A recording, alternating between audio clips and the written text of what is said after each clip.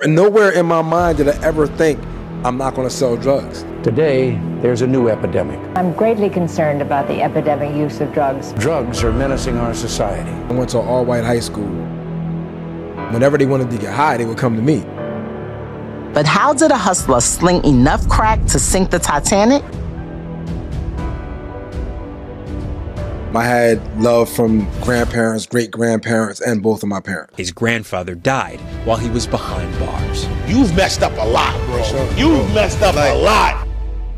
Darrell Alston lives for the heat. And my uncle, they locked him up too. But my uncle has a stuttering problem. And he was like, and I'm like, yo, man, shut the up. When I get home, getting this money, doing this record thing. Before jail, Alston was a fairly successful rapper, opening shows for headliners like Lil Kim and LL Cool J. Ladies and gentlemen, please welcome Darrell Alston, CEO of Bungee Ablicini Shoes. You are a money magnet.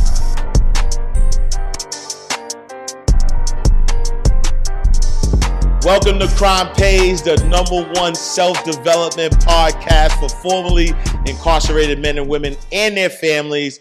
You know, what we do is we highlight those who have been behind the wall, but who are thriving beyond the wall. I am Ash Cash. I'm your boy, Jay White, first name, last name. Hold on real quick. Your shoe game shoe game looking real special. Look, let me tell you, man, these particular pair of shoes are luxury, one of ones. Yeah. These are one of ones or no? Nah. But they still look special. Look, they're real special. Yeah. You feel me? Yeah. We got the designer, and owner, operator of the Bungee brand in the building. My man Darrell Alston. Right. In the building. Man, so I'm excited for this interview because again, your story is a great story, right? It's a story of triumph. It's a story of breaking barriers, and to me, you have broken barriers that people who have never been incarcerated or that haven't broken yet. And so to see what you have been able to do with your brand, the Bungee brand, is really extraordinary. And I'm looking forward to getting into your story and really helping inspire and motivate people, regardless of what their walk of life is. But specifically, when they say you don't look like what you've been through, Yeah. You do not look what you feel like. You do not look like what you've been through. When I see my man come through the door, I said, all right, we ain't interviewing him. You know what I mean? But nah, man, thank you for being here, man. Shout out Thanks to for you, having man. me. I told both of y'all, man, I was like, as soon as, Ash Cash hit me up, I was on the next flight, man. I was out. Yeah, sir. You know what I mean? With no warning. So, again, I appreciate you guys having me come out. For sure, dog. Let's dive right into it. So, from Philly, born and raised, or on the playground where you spent most of those days? I'm in a situation where it's like saying Philadelphia is the easiest way to be able to break down where I'm from. All right, I'm from a town called Paoli, Pennsylvania. It's a suburb of Philadelphia. All right. But the suburb that I'm from, it has like its little pockets of, urban life. Yeah. You know what I mean? So it's like I'm from that town. Okay. So most of the time you speak to someone that's from Philadelphia, they don't respect our area because they look at it like, oh, they from the rich town, but they don't know about the little pockets that are in that town. So that's pretty much where I came from. All right, bro. So just who are you? Like, just break down who you are, what you embody, but who are you? Like, really give the people that. My name is Darrell Alston. I'm the CEO of a company called Bungee brand. Yes, sir. It's your a shoe sneaker, game look good as well. And those are yours. Yeah, these are mine. Ash Cash has mine on. Yeah. And I design luxury sneakers and apparel. All right. As of right now, to date, we've been in, major stores like Foot Locker. We've been in, I don't know if you guys know what Neiman Marcus is out here. Come on, bro. I didn't know if it was out here. Yeah. But, we've been in Neiman Marcus. That's like the biggest thing that I wanted to do and wanted to achieve. So we got that.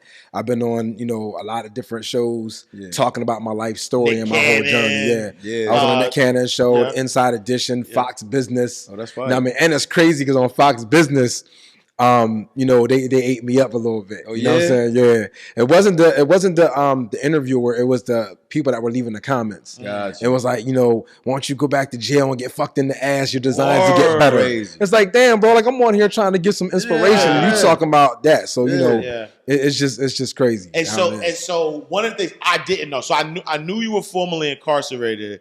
I did not know though you went to jail 3 different times. Right. So I want to unpack that because what I said earlier, right? As someone who has created a luxury brand in Neiman Marcus, like Neiman Marcus is huge, right? All the ballers, everybody who get a little bit of money. That's, you know what I'm saying? Like we like to be in that, to Foot Lockers, the Inside Edition, the Fox Business. Like these are major things that people who have gone to fashion school, people who have done this and dreamt about this all their lives have not accomplished. And for you to accomplish that, but then also have been, you know, in jail, you know, so take us to the beginning, prior to getting in jail. What was, you know, going to jail? What was your like upbringing like? Did you come from a good family, broken home? Like what is the house looking like? My upbringing was great. I had love from grandparents, great grandparents, and both of my parents. Wow. Oh, that's fine. So I had everyone. I didn't come from a broken home at all. You know, my mom and dad were young when they had me. So I was basically around my grandparents more than my parents. But they had their own house. I did live with them, but on the weekends I would go with my grandparents. And my mom's parents was the grandparents that I, you know, really, really focused on. So I really got a lot of love from them. But my mom had 9 siblings. Every single one of my aunts and uncles had some sort of drug or alcohol abuse. So I grew up in a household full of that. Yeah. So with that being said, what era are we talking? Like we talking 80s, like the late 80s, 90s? early Okay. 90s, yeah. Gotcha. All right. So with that being said, you know, that's around the time that crack started to come in. And, you know, I started to like really pick up on a lot of the street stuff just by being in that environment. You know what I mean? So, you know, where everything started for me was I went to high school. I was a football star there. And I had a couple D1 schools that I could have went to, but I wanted to rap. I started rapping when I was probably maybe like 11. I got connected to... you had a rap name, yo? I did, but you know. You don't want to say what the rap name no. So what happened was y'all heard of Steady Being Cool Seeing them, right? Yeah. All right, so... Yeah, exactly. Yeah. So when I was a young boy, whatever, I used to look up to them. And then eventually I got signed to them. Word. I was signed to Lawrence Goodman. I was maybe like 11, 12 years old. Me and Steady B actually got a song. We did a song together when I was young boy. Word. And after that ended up happening, you know, I really, really wanted to do the music thing over football. So by the time I graduated high school, you know, I was knee deep in the music business. I was trying to, you know, make my way in that. And I kind of started to gravitate towards the streets a little bit more. And I remember like it was yesterday, I want to say I was in like middle school. We had a manager. His name was Marty Gibbs. He used to own a record store in the area. And we used to do like, you know, the little popcorn rap. You know what I mean? We out there with the MC Hammer pants on, dancing and all that while we rap.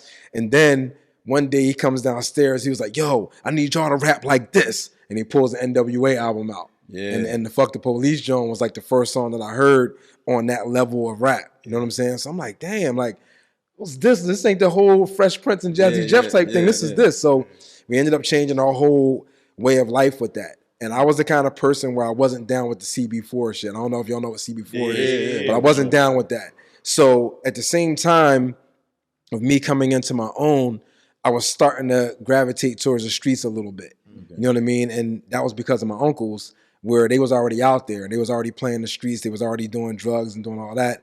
So I kind of got gravitated towards it like at an early age. I might have been like 13, 14. So at that point, I started messing around, started, you know, figuring out how I can, you know, make money off of it. And then I actually told this story. VH1 did my story too on the, what's that show called Remy Ma has? We was just watching it too. Yeah. All right, well, I was on that show a couple months ago. I don't know the name. I forgot the name of it. All right, My True Crime Story. My True Crime. Yeah. So anyway, I was telling a story on that, but what happened was I went to an all-white high school, and I was maybe like just a few blacks that was in there. I was one of them. And whenever they wanted to get high, they would come to me. You know what I mean? And I had the connections on the street, so I would just go get them their work and I would take it back to the school, drop off or whatever. And that's how I started to realize, damn, I can make some money off of this. Because they're afraid to go to the hood. They want to come through me because I'm safe. So I'm like, okay, cool. So I started taking their money, going back to the hood, grabbing my work, going back, doubling the, the profits or whatever. And that's when I started to realize where the money was coming in at. And then, the more that I started to make, the bigger packages I would get. And then, by the time I graduated high school, now it's like the streets is on fire. You got Bad Boy and all them out there. I heard that Puff was like, if you ain't real streets, DMX and all them Rough Riders, if you ain't really in the streets, we ain't messing with you. And I really was, even though I wasn't in the city, I was out my way. So, we had guns, we had, all the same type of stuff, but it wasn't like we was like dealing with murders and stuff every day. We was kind of safer in our situation, but we still was ready for whatever came. So after all that happened, what year you graduated high school? 92. 92. Yeah. All right, bet. So after that ended up happening, we ended up doing like a lot more music. I was using my money to like go towards a record label that we started to do, and I was the one that was funding it, and then I had other people that was managing the situation. Wait, hold on. Where you getting this work from, bro? Cause like you I'm trying to say, like you in a white school, like you said, the more you sold, the more packages you got. Like where do you are getting work from, right? Because all right, so what I used to do in the very beginning was they wanted weed. I wasn't really making that much money off of weed, so I chose to not do it. So then I went to my cousin. My cousin was already in the streets. He was already selling coke and he was already selling crack. And like a couple of my uncles were smoking crack. So they put me up on their friends. So that's how I started to get the clientele, just based off of that. I would drive down the city, like on North Philly. They call it the Badlands. And they used to sell little caps. Like, you guys watch New Jack City? Yeah. All right, so remember them little caps that Pookie and them used to be? All right, so that's what it was. It was the little caps that might have been like an inch long, and I can get them for $3. Out my way, they were $20. So I would go down there, I would buy a bundle for $45, and then I would make like $300-$400 off of it. You know what I'm saying? So that's how I started to do it. So next thing you know, I'm going down there grabbing 20 bundles, then 40 bundles, and I just kept doubling it up, doubling. And then finally, the dude that was on the corner that I was grabbing them from was like, yo, bro, you taking all our work. You got to go to the other dude, like, you know what I mean? Like the dude that was their boss. It was like, you got to go to him because we can't keep doing this. So by this time, I'm already like grabbing, ounces and stuff like that. It was still light work at the time. And that's how I ended up catching my first case. There was a dude that I knew that was already hustling before me, and he was already getting money. And, for me, I'm living off the street code. I'm not going off of, what's politically correct. So when I say this, you might be like, what the hell made you do that? But for me, I'm going off the street code. And what I mean by that is, there was this dude, I'm going to say his name, he's a little bitch. His name was Alvin. I don't know his last name, but his name was Alvin. And he ended up coming to me asking me for an ounce of coke. I knew that something was wrong because dude was bigger than me. So why are you coming to me to try to get an ounce? And I know you're making much more money than me and you have bigger weight. So in my mind, I'm like, okay, I'm gonna go to my man, and me and my man, we gonna rob this nigga. Like I'm not playing no games with this dude. So my cousin ended up, saying, yo, get me the gun, I'll do it. So I set it up, told dude to meet me at a train station. And when I told dude to meet me at the train station, he was working with the police, so the police had the whole train station surrounded. So they're waiting on me to drive into the parking lot, give him the ounce, and then when I pulled out, they were going to lock me up with the money that they just gave him to give to me. I pulled up, didn't go into the train station, dropped my cousin off. He walked in through the back way. They didn't see him coming. He pulls a gun out on dude, takes the money from him, and runs out. So when he runs out, he runs through the woods and all that to get to me. We jump in the car, we take off. So now the only thing the police have is me on the phone because they were recording my conversation. They knew that I was involved with it, but they knew I wasn't the one that robbed them. So now for like 2 weeks, at the time I'm living in Easton. You guys know Larry Holmes, the boxer? Larry Holmes was one of my managers. So I'm down in Easton. I'm at Round One. He had a studio called Round One. We in there recording and all that. I didn't even know they was after me. I'm thinking, Alvin got burnt. He didn't bother calling me back. He already knew what it was. And we kept it moving. It was on some street shit. I didn't think it was nothing of it. So when we ended up going back home, back to Paoli, I pulled into this Burger King real quick, and I noticed that there was like a dude that was sitting out there just watching us. And then we go into Burger King, get our food, and when we come back, I noticed more dudes in their cars. It was all white dudes. And they just kind of looking at us, but they like trying to play like they looking at a paper and all that. It's like, man, you ain't sitting in your car reading the paper. And I'm telling my man, I'm like, yo, I don't know what's going on, but whatever happened, we're going to have to go out, on the shootouts. I'm not playing this shit. Like, you know what I mean? So we get in the car, and when we start pulling out, as soon as we pulled out into the street, we just got chased by like 13 cop cars. Wow. And I'm trying to get back to my block because, like, we just seen Rodney King get his ass beat. I'm like, I'm not going out like that. How old are you at this time? Probably like almost 19, 20, something like that. Okay. So after that ended up happening, we ended up getting pulled over, yanked out the car, got locked up. And I didn't have any of the marked money on me, but my cousin had some of the marked money on him because we split the money up. Yeah. He had marked money on him and I had a gun on me.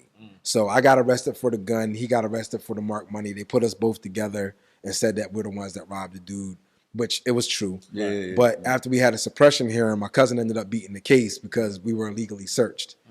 I didn't beat the case because I didn't have a driver's license. So since I didn't have a driver's license, everything they found in the car became mine. So then they was like, if you snitch on your cousin, because we know that he's the one that did it, we'll let you go. I wasn't snitching. It was a rap. Nah, I'm not doing it. So I took the hit. So they ended up giving me, I want to say, a year in jail. And they ended up hitting me with criminal conspiracy or robbery. So I ended up getting a year. And because I was doing the music thing, at the time I had music on the radio. Power 99, all the Cosmic Kev, everybody was all playing my music at the time. So when I went to court, I was able to bring these people to court and be like, So now the judge is like, okay, we think that you'll be beneficial more on the streets than in prison. So just go to prison for like 3 or 4 months. We'll give you immediate work release and you can just work from the studio and do your music thing from there. One of the things that they didn't realize was I was funding the record label through drug money. Right. You know what I'm saying? So if I'm not out there funding the label, it's going to be a wrap. It's over. So for the first 90 days or whatever, I was in jail.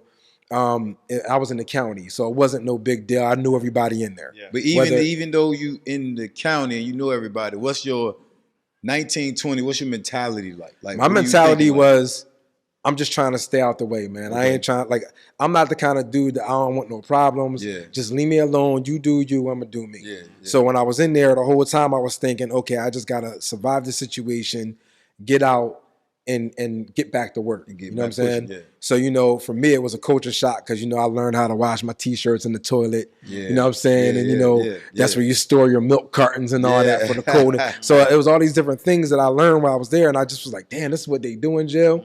So I got on work release after the 90 days and I'm right back to it. So the 90 days had no effect as far as all right, I know I got to get back to it. I know I got to get back funding my music. But it's like, do I want to go through this consequence again of being back in here? It ain't affect you like that? Nah, I didn't think like that because I felt like once I got that big break on the music side, I'm gonna leave this it's over. You know what I mean? I'm done. And I'm gonna do this until I'm gonna do this to fund the music. The music is gonna get me out of this. And then at the same time, you got to realize I only got caught because I was dealing with Alvin when I knew I shouldn't have in the first place. Nobody set me up. I didn't get caught with any work. There was nothing like that. So that's why I was like, I can continue doing what I was doing, deal with the same people, and I can still be straight. So after that ended up happening, I get the work release. Everything is good. I'm still getting money. You're not supposed to have over $50. I'm in there with $4,000, stuff like that. And, people in the work release started hating on me. And the thing that's crazy was, I wasn't bothering anybody. You know what I mean? But I'm coming in there with the fresh sneaks on. I'm coming in there with, nice clothes and all that stuff on, pocket full of money. And somehow my counselor found out that I wasn't really working. So the next day after I leave, he goes to my job, which was supposed to be at the studio, and he's knocking on the door like, yo, where's Daryl at? Of course I wasn't there. I'm in the streets. And because I wasn't at my job, there was an immediate transfer back to prison because I wasn't there. You know what I mean? So when I got back to the prison, I had all this money on me. And, I'm like, damn, they was waiting on me to come back in there. I seen them waiting on when I was getting out the car. So when I got in, they put me against the wall, they patted me down. They're like, yo, what are you doing with all this money? So I didn't talk. It is what it is. They took the money out of my pocket and then they took me over to the prison, which was kind of next door. And I get over to the prison. And you know how in your jeans you got that fifth pocket? They go in my fifth pocket. I got 3 bags of crack in that joint. Wow. So now I'm like stuck because I'm like, damn, how the hell did I forget that this was in my pocket? Right. So now, they put the 3 bags with the money and they're like, okay, we know what you was doing when you was out there because you wasn't working. Yeah. So now I'm facing a new charge for bringing, crack into a prison. And, I got in trouble for the money. And then eventually ended up going to court. The judge was like pissed off at me, but he was like, look, man, we're not going to give you a new charge. Or no, they did give me a new charge. They gave me 10 years probation. You take 10 years probation. We're going to give you your money back because we don't have any proof that it came from the drugs. And just stay the hell out of trouble, man. Yeah. So I went back to jail for like the next. All right, but hold on, 6 months. Hold on. The judge telling you all that. Yeah. Just stay the hell out of the way. Right. I'm going to give your bread back. We can't prove it. All right, we got the crack, 10 years probation, cool. Tell me what you thinking when you hearing that. Like, what's going through your mind right at that moment? What's going through my mind is I got to get these lyrics up. You know what I'm saying? I got to get back to work. Yeah. I never, nowhere in my mind did I ever think I'm not going to sell drugs. Yeah. It never entered my mind. It was never even a thought. Yeah. Like, you know what I mean? I just looked at it where it's like, when I get home, I'm back to it. I'm getting this money. I'm doing this record thing. Yeah. I'm nice with this music. Did you not think you had other options, or did you not have other options? I had other options, but I didn't want any other options. I wanted to rap. Yeah. And I felt like that was my one-way ticket to success. Yeah. And one of the things that I skipped over, I had a son when I was 14. Oh, you know what I'm saying? Okay. So now I'm not just grinding for me, I'm grinding for my son. Yeah. You know what I mean? I actually had a son when you were 14 years old. Yeah, and then I had a daughter when I was 17. Wow. And then I had I had a son when I was 17, and I had another daughter when I was 18. Wow. So by the time I went to jail, I had 3 kids already. You know what I'm saying? Yeah. So now it's like, I'm not grinding for me. I'm not going to work at McDonald's. I'm not doing any of that. You got to realize I'm used to making thousands of dollars a day. Yeah. So, and I was living that lifestyle. Always had new cars, always had a place, crib, always had, like, I had a full-blown record label. I had artists that was signed to me. You know what I'm saying? So it was radio, like, I'm on the radio. That like, was a success already. So it's like, and you got to remember, I did this before I even graduated high school. Right. You know what I'm saying? Crazy. So it's like, what I look like going to work at some other job, and now I have a criminal background, so now I can't get a job like I used to. Even if you wanted to. Right. So it's like, so I'm going to work at this job for $10 an hour when I'm used to getting this. Okay, I'm willing to, take this crapshoot, and hopefully when I put this money into this, I'll be able to do, something else. But the thing that gets me mad now is thinking back. I'm like, I had so much money, bro, that I could have bought houses. I could have jumped into real estate. Like when I be watching you guys and Earn Your Leisure and all them, I'm like, yo, I ran through so much bread back then. I could have been a millionaire, like crazy. Like, you know what I mean? So, and then it's like at that time, people were losing their houses over taxes. They was losing cribs for over $5,000 and stuff like that. I'm like, damn, I could have scooped all that. And I had that money in my pocket. Easy. I was riding around with 20 grand in my car. You know what I'm saying? So it was like, and I'm talking about back in the 90s. I ain't talking about now. I'm talking about the 90s. Right. So after that, all that ended up happening, I ended up getting out after I did that rest of my year or whatever. So you did another 12? No. What happened was I had a year to do. Months. Okay. I did 3 months first, got out for about a month and a half, and then I had to go back to do the rest of the year. Gotcha. So I ended up doing maybe like another 7 months or something like that. So at that point, I get out. On probation 10 years. And then the judge even told me if I can walk off 5 years without getting in trouble, he's gonna scratch everything. Oh, so I'm like, that's nothing. You know what I'm saying? Yeah. So now for the next 4 years and some change, I'm back in it. You know what I mean? I'm getting all these different opportunities. We was, jumping on tours. We was doing music thing. I even did some shows out here. You know what I mean? I remember I opened up for Jermaine Dupri and a couple people back in the day. And I have pictures. So I hope y'all flash these pictures up. Me and JD and all that. All those pics. So, you know what I mean? As a matter of fact, if I remember correctly, when I came here, I had opened up for Wu-Tang, Jermaine Dupri, and Nelly. And then after that, I ended up, doing a couple solo artists, or you still in the group? Nah, I was solo. Solo, okay. Yeah, I was solo. And, like I said, I had other artists that I had signed to me. Okay, yeah. And it wasn't just me. I actually had another guy named Damon Roy that was helping me manage everything. He was actually my manager at the time, too. So it wasn't just me. Like, I was doing the music and doing the funding. He was running everything else. Gotcha. You know what I'm saying? So after that ended up happening, I got 4 years in. We in the streets. We grinding. We doing shows. We making all this stuff happen. But I'm still trying to find my way, like outside of that too, and take care of my family and trying to take care of these artists. So my man Dame, as a matter of fact, before I even get to that, I ended up meeting someone you know, that she had a radio show. Okay. And she ended up getting an opportunity in St. Louis. All right. So that's my girl. I moved to St. Louis. And, you know, now I'm out there getting it going. And now I'm doing shows, opening up for Nelly and So a you bunch of other went people out straight there. from Philly or PA, went to St. Louis, and you like, nah, I'm gonna hit the ground running with the drugs too. So I was going back and forth between St. Louis and Philly, and I'm doing my thing, right? Yeah. So and you know, every like couple times a month I would go back to Philly, get my money, do everything I gotta do at the record label, and I'll shoot back to St. Louis. Yeah. So after that, and you still got work in Philly though. Yeah. Okay. I had a couple of people hustling for me and all that. Yeah. And I was also talking to another female that was hustling with me too. So that's pretty much while you still with your girl from St. Louis. Yeah. That was a big thing. Yeah. After I got busted and got caught up with the girls and all that, Moshe, which was the girl that had the radio show in St. Louis, she had this thing called Diaries of Moshe. She was dogging me out, telling everybody about my whole story and all that. But anyway, after all that ended up happening, I didn't make the 5 years. So when I went back in front of the judge reinstated my 10 years. He ended up giving me, I want to say a 5-year sentence and told me don't come back in front of him again. So I ended up doing. But wait, you had got caught up back in PA or in St. Louis? In PA. Okay, all right. Yeah, as a matter of fact, I can explain it to you a little bit better. I know I'm skipping all over the place. Now we got time. Let's go. Yeah. My man Dame, the one that was doing the record label with me. Yeah. Dame, he was getting married. Okay. And he asked me to come to his wedding, you know, of course, because I'm his man, right? Yeah. So in my mind, I'm like, okay, I'm gonna go make these stops real quick, get a couple of dollars, and then I'm gonna hit his wedding. So when I pull out of my crib, I'm driving down the street, literally like not even a block away from my house, and the cops had the road blocked off.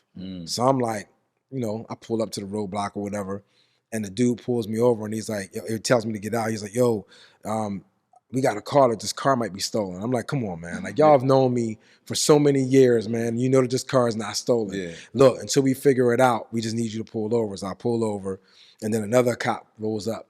And then it was like in unison, right? You getting the gut feeling? Yeah, I know. And you got to remember, I'm in a tux. Yeah, I'm in a tuxedos. I'm in my man's wedding. Damn, you know what I'm saying? damn. So the dude walks up to the car. He sticks his head in. Let me get your license and insurance. He goes, takes my stuff, goes back to the car. They're checking it. Another police officer walks up. I smell ether. I smell weed. I smell marijuana. That was their whole probable cause thing to be able to do what they wanted to do. So, were you smoking? Nah, I never smoked in my life. I never drank in my life. I never even tried it. You know what I'm saying? Like, I've never been high in my life or drunk. Yeah. Right? So I already knew that he was full of shit because I'm like, bro, I don't even smoke and there's no weed in here. Yeah. You know what I mean? So they ended up using that as probable cause to take me down to the police station. When they took me down to the police station, they ran dogs through my car. They found the work. Got it. Damn. I never got out. You had the work on you. It wasn't on me. It was in the car. You know what I'm But saying? yeah. It was in the car going to the wedding. Yeah.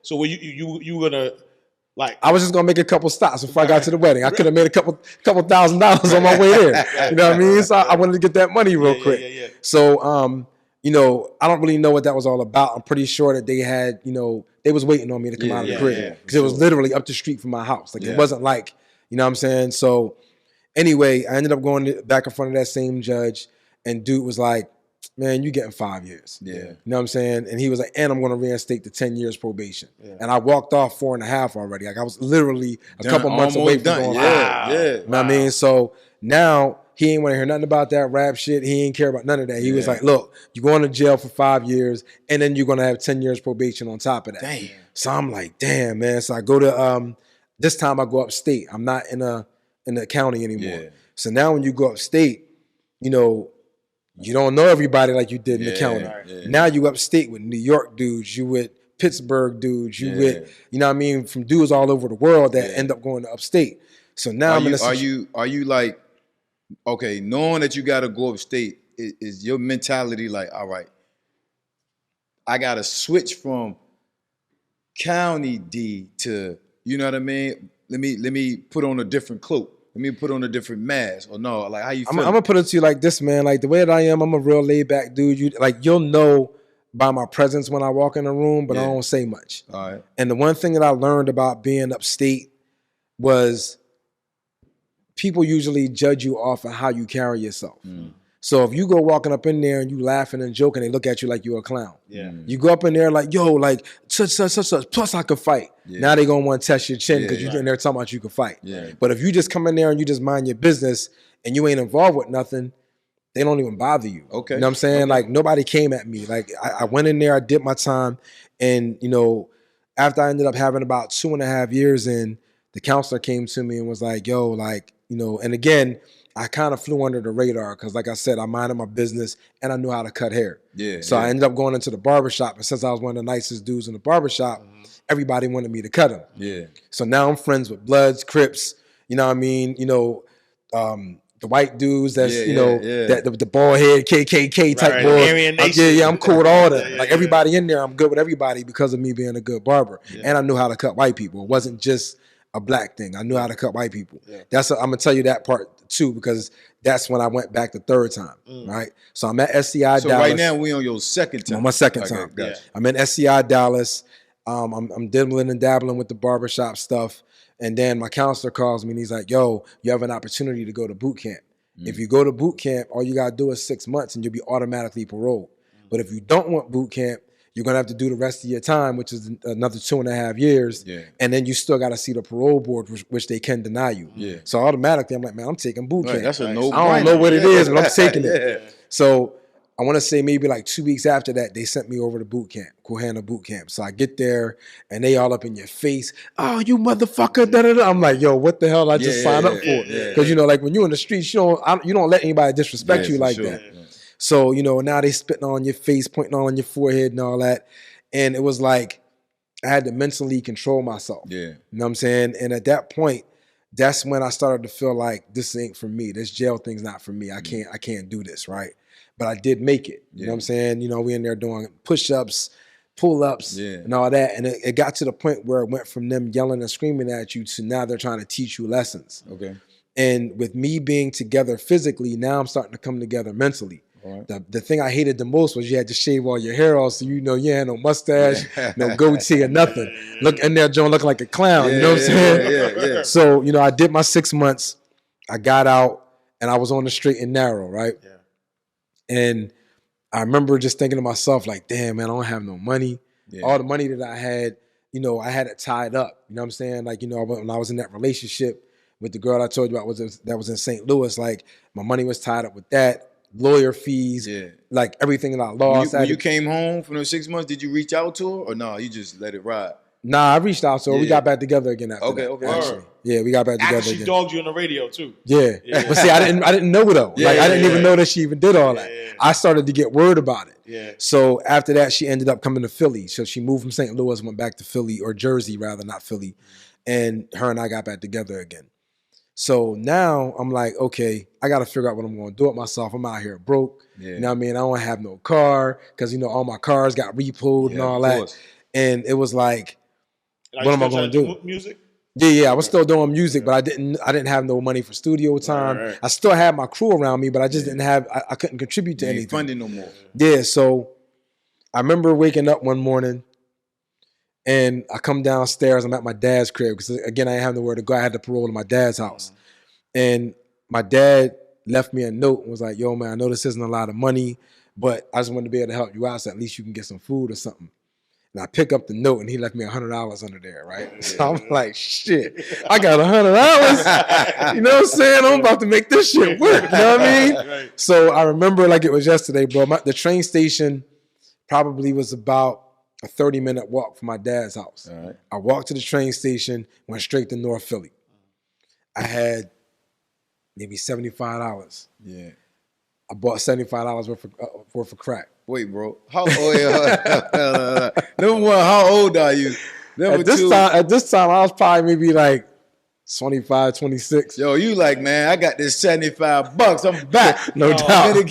No doubt. That's crazy. So I went and I took this, and I promise you, this is on everything I love, man. If anybody that I know is watching this, they all know that I'm telling you the God's honest truth, bro. Yeah. So I went down there, I got $75 worth of crack. I caught the train back up to my old neighborhood because my dad doesn't live in that neighborhood, but I caught it back to the old neighborhood where my grandparents lived at. Turned that $75 into $300. I take that $300. I go back down there on the train. I made $300 within like the first hour and a half of me being out there. Dang. I go back down there on the train, the $300, which now was maybe like $275, $280, something like that. Got $280 worth of work. Yeah. Came back, turned that into almost $800. Same day. Yeah. I turned around. I went back down North Philly again with the $800. Bought $800 worth of crack. Went back and I ended up making almost $2,000 off of that. Yeah. So when I woke up the next day, I started off with $100 yesterday and I had $2,000 in my pocket that day. That fast money is a drug. Right. Yeah. Fast money is a drug. So at that point, I am not telling anybody what I'm doing. Yeah. I ain't even telling my dad. I'm acting like, I don't have nothing. I'm still wearing the same sweatpants, Yeah. same sneaks. You know what I'm saying? I ain't have nothing. Like I was just grinding. So I took that $2,000, went back down North Philly again, bought $2,000 worth of work, came back up, made about $5,000. Took that $5,000 the next day, flipped that, made $10,000. Yeah. You know what I'm saying? I did all this within a week. So I started off with $100 on that Tuesday. Yeah. By the time Saturday rolled around, I had about maybe $13,000, $14,000. Yeah. Right? Yeah. And I'm still wearing the same shit. I ain't changed my clothes yet. I'm not doing it. I'm just on my grind. So at this moment, you like, I'm back for real. Yeah. I'm good. And I'm like, once I get to like 20, 25,000, I'm going to go to a little car auction. I'm going to grab a little car and then I'm going to be back. Right? Now, at the same time, I'm with the girl that moved back from St. Louis. All right. And, she's living at her mom's crib. I'm, going back and forth, with trying to figure out, what I'm going to do and all that. And then it was like, she was like, yo, we just got to get a crib. So I'm like, I got the bread now. You know what I'm saying? I got the bread now. So by the time we talked about getting the crib, I had like $50,000, with me. I went to the auction. I bought a Nissan Altima. Okay. And I'm riding around with the Altima joint. And, now I'm back. Yeah. We ended up getting a house or whatever.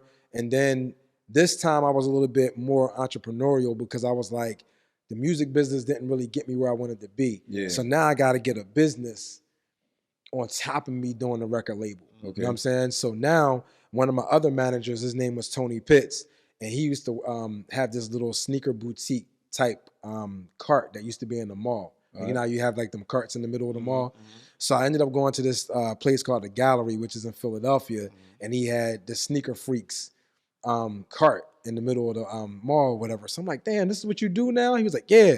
So he started showing me all these customized Air Force Ones. And where you know him from again? He was one of my managers on the music side. But he ended up creating this little business while I was in jail for that 2.5 years. All right. So I just happened to run into him when I was in route. Like, now that I had all this bread, I'm like, now I can go to the mall and grab something. Yeah. So as I'm walking through the mall, I run into him. And he's like, yo, what's up? And so we started talking or whatever. And then and at the time, my man Dame that was managing the record label before, he ended up moving to Maryland. So we was all separated. Like we wasn't all connected like we were. So now Tone was like, yeah, I got this new business. I got these artists. They all sketching on these Air Force Ones, blah, blah, blah. So I'm like, bro, like, how can I get in with this? Yeah. And I mean, how can we make this even bigger? You know what I mean? At least your mind ain't, like you said, you more entrepreneurial. Right. Yeah. Right. At least you ain't just like straight like, let me take this 50 and just blow the whole bag on crack. You know what I mean? Well, at the time, the 50, I had way more than that at this point. Yeah, okay. You know what I'm saying? Like, that's just how I kind of got started. Yeah. And then once I started going to my Connect, I actually just talked to him the other day, too. He just got out of jail, too. But I was talking to my Connect, and it was like, whatever I bought, he fronted me more. Like, he doubled it.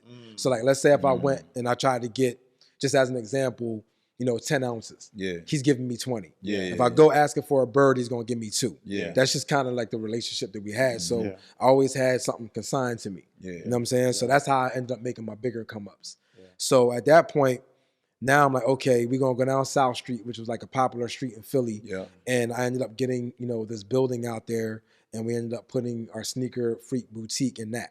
You know what I mean? So now we have maybe like 10 artists that's drawing on the sneakers. I'm going back and forth to New York, grabbing knockoff Air Forces. Yeah. You know what I'm saying? And I'm just loading up the store. Right. You know what I mean? I got, 100 pair of Air Force Ones, all white. And the artist is up in there. We playing music. They in there, drawing on the Air Forces. Yeah. And at the time, we putting shelving up on the walls. We just getting this whole thing together. Yeah. My man Tone is running everything. I'm paying for everything. That's just how it went. Did it jump off? Did it jump off very fast? Like, very fast. Okay. Because at the time, that's when everything was in. Like, people was getting the Gucci things on the Nike sign and all that. Yeah. So like we jumped off real quick. The next thing you know, we got Eagles players coming. We got Sixers players coming. Oh, wow. We had, Marsha Ambrosius, and all kind of different people that was from the city coming through. Music Soul Child, Busta Rhymes, all these different people started to find out about us, and it was popping. It was a really, really popping store.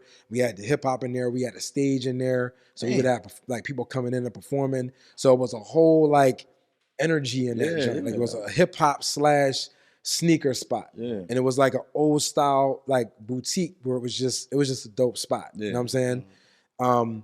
So with that being said, everything just started to pop off. We started to make a couple of dollars. And on the side, I'm doing my music still. Well, hold on. Let me pause you real quick. What's the fatherhood aspect of all of this like at this moment in time? Obviously, you back hustling. You got a legit business, right? You with your lady, things is doing however that's doing. What's the fatherhood aspect of your life like at this moment? I was doing my thing, but we was all separated. Because I was still dealing with the situation where it's like, you know, my one baby mom don't want me with this, don't want my kid around that baby mom. Or with this situation. Like it was, and the thing that was crazy was, I just don't understand like that whole concept of, I want you to be with our kid, but I don't want you to have them around our other kids. Crazy. Like to me, it was just the wildest thing. So I never had the opportunity to get all my kids under the same roof. Oh, wow. At that time. Yeah. Now, I mean, it's different, way different now. But like, at that time, I wasn't able to do that. Right. And I didn't want any drama. Okay. And at the same time, you know, certain BMs knew what I was doing. Yeah. So it's like, I don't want no drama with you. Because you know what's up with exactly. Me. And if they decided they want to start telling, you know what I'm saying? Now you got like, a bigger problem. So so now I'm just looking at it where it's like, whatever it is you want from me, I got it. Yeah. Whatever, I'm going to respect the boundaries and I'm just going to keep it at that. So that's just pretty much what that whole dynamic was. Yeah. So after that ended up happening, you know, I got locked up again, right? Now, what's the circumstances around? But before I even do that, right, I got to tell you this. At this time, I had a house in Jersey, had a creek in the backyard, acres of land. I had so you got back vehicles. Up to that point? Yeah. I had 3 cars. We had the business down South Street. We had the record label popping. You know what I'm saying? Like everything was just. You are a money magnet. No, for sure. You know that. And then after that ended up happening, my son. But she ended up getting older at that point, and he was like getting out of control with his mom. Yeah. And the mom was like, "Yo, you gotta take him." So I finally ended up getting my son with me. Yeah. So it was just a really, really good time for me. Like it was one of the best times of my life where it was like everything was just good. You know what I'm saying? So after all that ended up happening, you know, I used to have a routine, right? Because I got to break it down to you on how it was. Right. I had maybe 8 to 10 customers that I dealt with all weight. It was no 20 bags, nothing like that. It was all weight. If you wasn't spending $5 grand or something like that, I wasn't dealing with you. So the way that I used to do it is one of my uncles, he used to get high. And I know that he used to ask my grandma and them for money all the time so he can go buy work. And I didn't want him to keep bothering my grandma and them. So when I would go cook up the work, because I would always buy powder, I would go cook it up, and whatever was left over, like I would scrape it off the pot, I would put it in the bag, and I would give it to him. Sometimes it was a ½ ounce, sometimes it was an ounce, sometimes it was 2 ounces, sometimes it was 8 ball, just depending on what it was. And what happened with him, he had his little homies that he used to get high with, and there was this one dude that was around the way that I never really liked this dude, man. Like, he just was bad energy. And the thing that's so crazy, I met this dude because he was my very first cellie in the county. The dude that I'm talking about. Yeah. And he was good money in the cellie, in the county. But then afterwards, you know how you can just see somebody that look at you, you can just get a bad vibe from them? Right. I just didn't like being around this dude. And I didn't have to be because I never had to sell him anything, never had to really work with him, nothing. So him and my uncle's like this. You know what I mean? So I ended up, you know, coming to drop something off to my uncle. And I don't want to call him a dumbass, but my uncle at the time, he ended up telling the boy that I was coming to drop something off. So what I used to do is I pull in front of my grandparents' house, I walk down the driveway, go around the back to the back room that was in the basement where my uncle stayed, you know, go in, give him the work, and I would come back out and then go back upstairs, talk to my grandparents, and then leave out. Gotcha. Okay. So as I'm walking out of the driveway, coming out of the house, this dude's walking towards me. So I'm thinking, you can get the bad vibe from, right? So I'm thinking he's going to my uncle's or whatever, because my uncle probably told him he had something they was going to smoke or whatever. So he's like, "Yo, D, man, like, I'm trying to grab something." It's like, "Bro, I don't have nothing." You know what I'm saying? I don't have nothing that I could possibly give you. Yeah. It's like, "Come on, man, I know you do. I know you do." So as he's saying this, I'm still walking. I'm not even giving him no eye contact. I'm not fucking with him. I don't want nothing to do with him. So I go to get in the car, and as I'm getting in the car, my windows are down. It's a nice day out, and he's like in my doorway on the passenger side. And he got his elbows in the door like, come on, D, man, I got $18. Now, let me remind you, I just told you, I don't fuck with anybody unless you got at least a couple grand. So, like, bro, what I look like, taking some bricks or whatever and popping off a little $18 rock. Like, I'm not doing all that, man. Keep that. You know what I mean? Like, come on, D. So I started the car and I started to pull off on him. There was people that was out there watching it. And as I'm pulling off, he's chasing my car up the street. So I guess when I pulled off on him and then stepped on the gas a little bit more, he looked at it like that was a form of disrespect. So immediately he calls the police. Yo, I got some information about this boy, Wow. They already knew who I was because they've been wanting to get me for years. And they already got me twice. It's the same police township, both arrests. It was the same police township. So they already was on me anyway. You know what I'm saying? So after that ended up happening, everything was cool for the next 6 months. I'm still doing my same routine. Every time I come back, to town or whatever. As a matter of fact, I used to have it where I would only go to Paoli from 8 o'clock in the morning till 3 in the afternoon. Once 3 in the afternoon rolled around, I'm shutting everything down. I'm gonna give my cell phone to my other workers, and then whoever calls, they gotta go through them. You know what I'm saying? And then at 3 o'clock, I'm going back down to the city, which was 35, 40 minutes away. I'm going to my store, and I'm gonna hang out at the store with the artists. We're gonna try to put more plans together to get the sneaker thing going. That's what my routine was every day. So this one particular day, I pull up to the crib to get ready to drop something off to my uncle, and he's standing outside on the porch, and it's raining. So I'm like, the fuck is this nigga doing on the porch and it's raining? Like, I mean, it was a closed off porch, but it was just odd that he be standing out there in the rain, like, cause it was coming down. This uncle or the dude that you? Nah, that's my uncle. This is my uncle my uncle, the one I was dropping everything off to. All right. So I pulled up to the crib, and I had to make 2 drop-offs before I was gonna go there. So I pull up in front of the house, and I'm like, and there's like a main street, and then the house is up on the right-hand side. There's houses on both sides of the street. But I pulled over. I'm like, yo, what's up, Unc? What you doing out here? He's like, man, Pop kicked me out the house. Talking about my grandpa. So I'm like, all right, man, hold up, man. I'm going to talk to him when I get back. So I'll be right back. And me and my grandpa, we was like that too. Like, my grandpa was incredible. So I pull up the street. I go to this girl's house. I drop off this work. I grab the money that she owed me because she used to hustle for me. And then I go to this other dude, get the money from him. And they're all on the same block that's off that main strip that I just told you about. As I'm pulling up the street, I make a right-hand turn instead of making a left to go down to my grandparents' house because I saw cops flying down the road going towards my grandparents' and them's house, like just going in that direction. So instead of me making a left to go in that, I made the right. You know what I mean? I ain't going near that. I'll holler at my grandpa later. You know what I'm saying? So I made the right, and as I'm driving down the street, I caught eye contact with a cop that was coming towards me, and I'm talking about the dude was flying. Like, he was moving.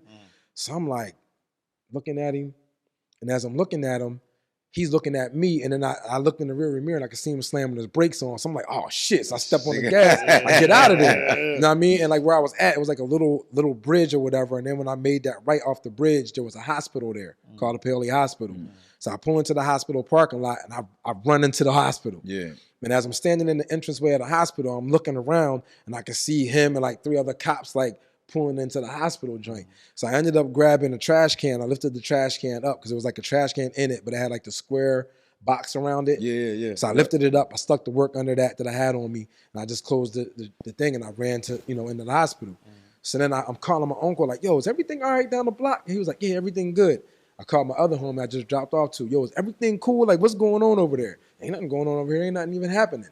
So I'm like, am I tripping? I'm thinking I'm going through something right now. Like, this don't, I knew that I seen what I saw, but maybe I'm over exaggerating right now. I'm just on some super overprotective stuff right now. So I go back, I grab the work. Before I do that, I go and I look out. I don't see any cops or anything. I grab the work, get back in the car. So at this point, I already made my 2 drop-offs. I got almost $20,000 on me, right? And I pull back up to my grandparents' house. There's no cops. Nobody's around. I'm like, damn, everything, I'm tripping. Like, am I going nuts? So I pull into the crib, and my uncle's still on the porch. Me knowing my uncle. He's still on the porch? He's still on the porch. Okay. So me knowing my uncle, I'm like, I can't leave this money sitting on this floor. So I got to take what I could take, and I'm just going to, keep it on me. And then I had the work on me, too. And it wasn't a lot. It was just a little bit that I was going to give him.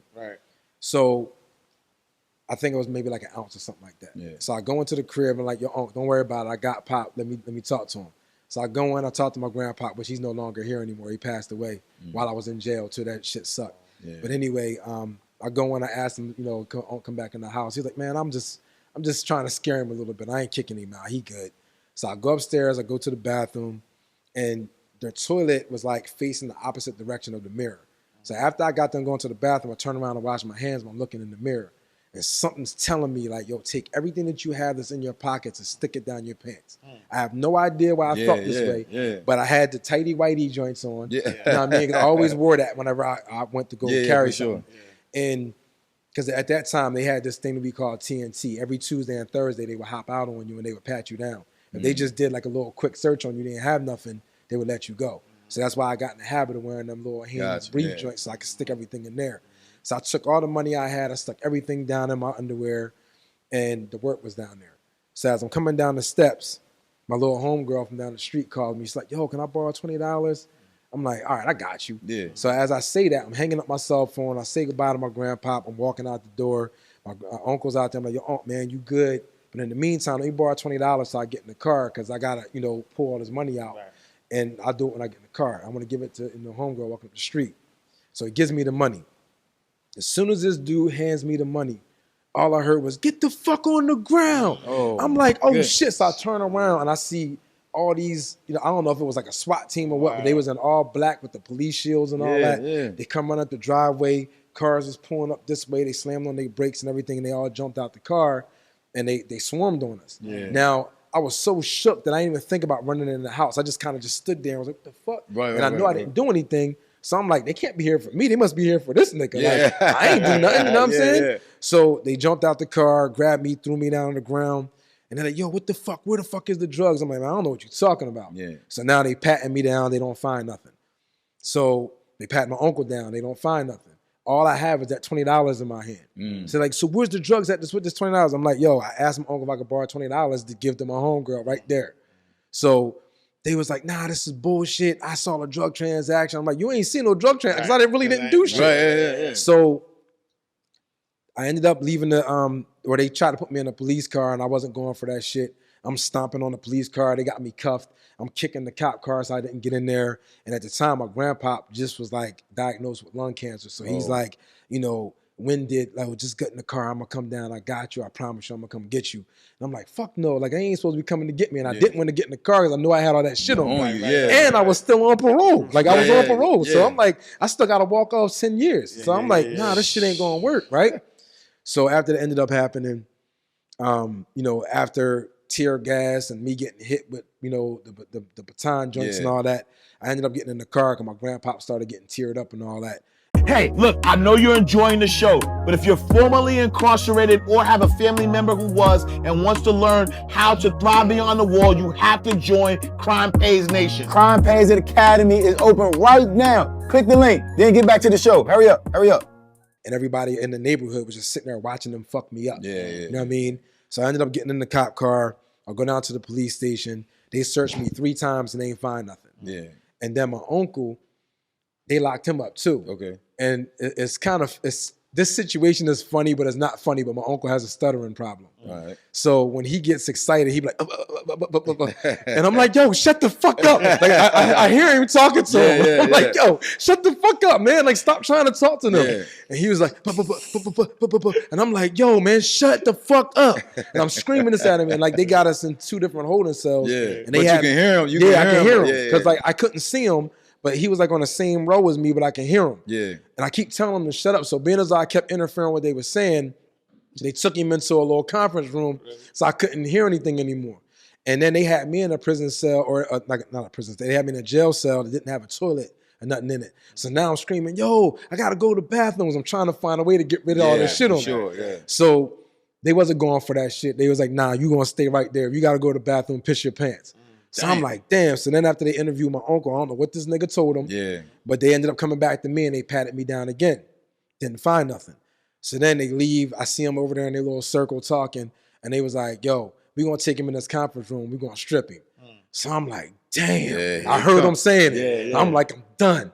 So now when they took me in there, whatever, they made me strip. I'm taking my clothes off all slow. Slow as hell. Like I'm telling y'all, I ain't got nothing. Like I don't know why y'all fucking with me. Man, just take your underwear off. I don't want to hear none of that shit. So I ended up taking the underwear off. I remember they had this, it was like this big industrial fan in there. and it was blowing all crazy. And I remember when I took the shit off, money just started blowing. It was just a wild situation. It was like a scene of a movie. Like it was just wild. Right. And I remember the cop was like, "Jackpot, we got him." So I'm like, "Oh man." So I ended up going down for that. I had like maybe like an ounce of, it was like a little less than an ounce on me. Yeah. And then I had all that cash on me. They took the cash. I don't know what they did with that, so I never got it back. Yeah. And then when I went to court, they was like, "Oh, he only had $500 on him." Yeah. So I knew what they did with the money. Yeah. Right. And then after that, I ended up going to jail for, I think I did 5 years. They gave me another 5 to 10, and they ran that concurrent with my probation that I still had. Gotcha. And then since I was on parole, I had a parole violation. And with that parole violation, I ended up having to do 24 months for my violation. And you how old at this time? I'm, 27, 28, something like that.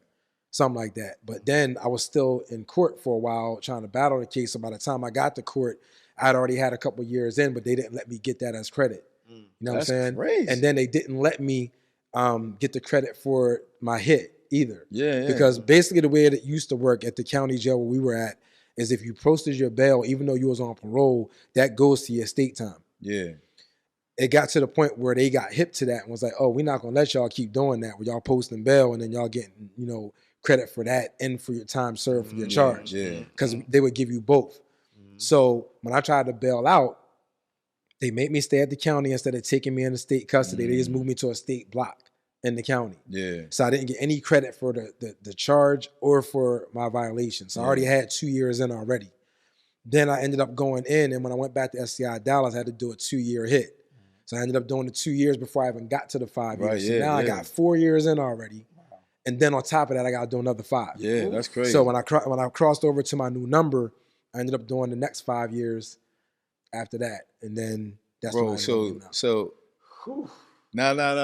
Hold on. No. So 2 things. You are a money magnet. That's the first thing. That's a fact. Yeah. But number 2, third time, you feel like, what are you feeling like? Like, my life is over. Yeah. Like, because at this point, I'm thinking to myself, like, I used to always think that a dude that's like 40, 45, I'm thinking that's old. Yeah. You know what I'm saying? Like, when you're a young boy, you think that's old. Right. So I'm thinking to myself, like, damn, I'm not getting out till I'm fucking 40. Yeah. You know what I'm saying? Yeah. Like, I'm 30. Like, I'm not getting out till I'm 40. I might even be even after that. Yeah. You know what I mean? So I was just like, damn, like, so now reality's setting in. Yeah. You know what I mean? And it's like, now my grandparents are getting old. I done lost my great-grandparents. I done lost my dad's parents. Now uncles and aunts are starting to die. Yeah. So I'm just like, damn, and all this is happening while I'm in jail. Yeah. You know what I mean? So now I remember calling my mom up. And, at this time, I'm still kind of just floating through. I went and got my barber's license. I was like, at the least, if anything happens, I can own a barbershop. I have money still. I can just go own a barbershop, and that way I can just continue doing my thing where I don't have to worry about asking anybody for a job. You know what I'm saying? So I called my mom, and I remember when I talked to her, she was crying, right? And I'm like, "What's wrong with you? You good?" She was like, "Yo, you really messed up your life. I don't know what you're going to do with yourself now. Like, it's over for you.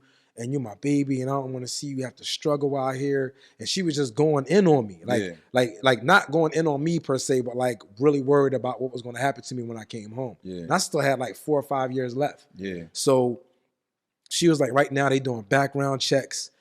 People at my job are losing their jobs from old crimes that they did 20 years ago. And she's like, "I don't know what's going to happen with you. Like, you ain't even going to be able to work at McDonald's." And I'm just like, damn, like, what am I going to do? So at that particular moment, I hung up the phone. I signed up for barber school. So I was like, I'm getting my barber's license. Yeah. And then I prayed on it because I'm like, I never prayed before in my life. The same thing that Jay-Z said in that song, the only Psalms that I read was on the arms of my niggas. That was me. Yeah. You know what I'm saying? So for the first time in my life, I prayed. And I was like, I don't know what's going to happen with my life, but just guide me. Just give me the way. Right. I took a nap. I woke up from that nap and something told me to pick up a pencil and a piece of paper. Started sketching a sneaker. I'm like, damn, like this joint actually looked like it's a sneaker that I laid on the paper. I never knew I could draw. I never tried to draw before. I was a rapper, dog. That's it. I never had a job before, nothing. All I knew how to do was rap. You know what I mean? Yeah. So after that ended up happening, I asked my celly, I'm like, "Yo, am I tripping or does this really look like a shoe?" Yeah. He was like, "Damn, you just sketched that?" And I'm like, yeah. He was like, "Man, this joint is crazy, man. If you had your shading and everything right, that joint would look like some artwork type thing." So now in my mind, I'm like, okay, I'm gonna take a couple pack of cigarettes outside, and I'm gonna walk up to these dudes that's out there sketching in the yard, and I'm gonna ask them if they could teach me how to shade. Yeah. So I took my sketch out there, gave a couple packs of cigarettes out, and all these dudes are showing me how to draw now. You see how your mind worked though, bro? Yeah. Like your mind instantly like, let me get some leverage with these right here to help me in my next phase. Yeah, like I knew ain't nobody gonna do it for free. The other thing though too is that like, and I don't know if you're still like this, but you're highly intuitive. Yeah. Right. Even in the streets, even doing the wrong things, if you will, but you're highly intuitive. And every time you didn't listen to your higher self, you got jammed up. Right. You know what I'm saying? Like from Alvin to the dude that giving you the bad vibes and all that. You know what I'm saying? Yeah. So after all that happened, now I'm like, okay, they're teaching me how to draw, and at the same time, I'm still in the music. Okay. So I bought a keyboard. I'm in there making beats. So I'm the jailhouse producer. Every nigga that rap in jail, they coming to me for beats. So what was happening was I would go to barber school during the day. When I had my last yard at the end, as a matter of fact, I would go to barber school during the day. 12 o'clock, we'd have to go back for count. And then during 12 o'clock, I'm in there getting my beats and everything together. So that way when we go to the next yard, because I can only store 5 beats in my keyboard at a time. So I'm making 5 bangers. Every day I wanted to have new beats out there. So then I would go back to barber school. We would get out like around 4 o'clock. Then we got to prepare for chow and all that. And then after we had that count after dinner, we had yard. So from 6 to 8, we outside. So now I'm, banging the keyboard and all that. And then at 8 o'clock, we come in, shower time. 9 o'clock, we lock up. And from 9 o'clock to 2, 3 o'clock in the morning, I'm sketching. Yeah. And it was the same thing over and over and over again for years. And I looked at it where it was like, I'm going to use these sketches as artwork that I'm going to put on my wall one day. And I mean, I'm thinking of barbershop, artwork, Yeah.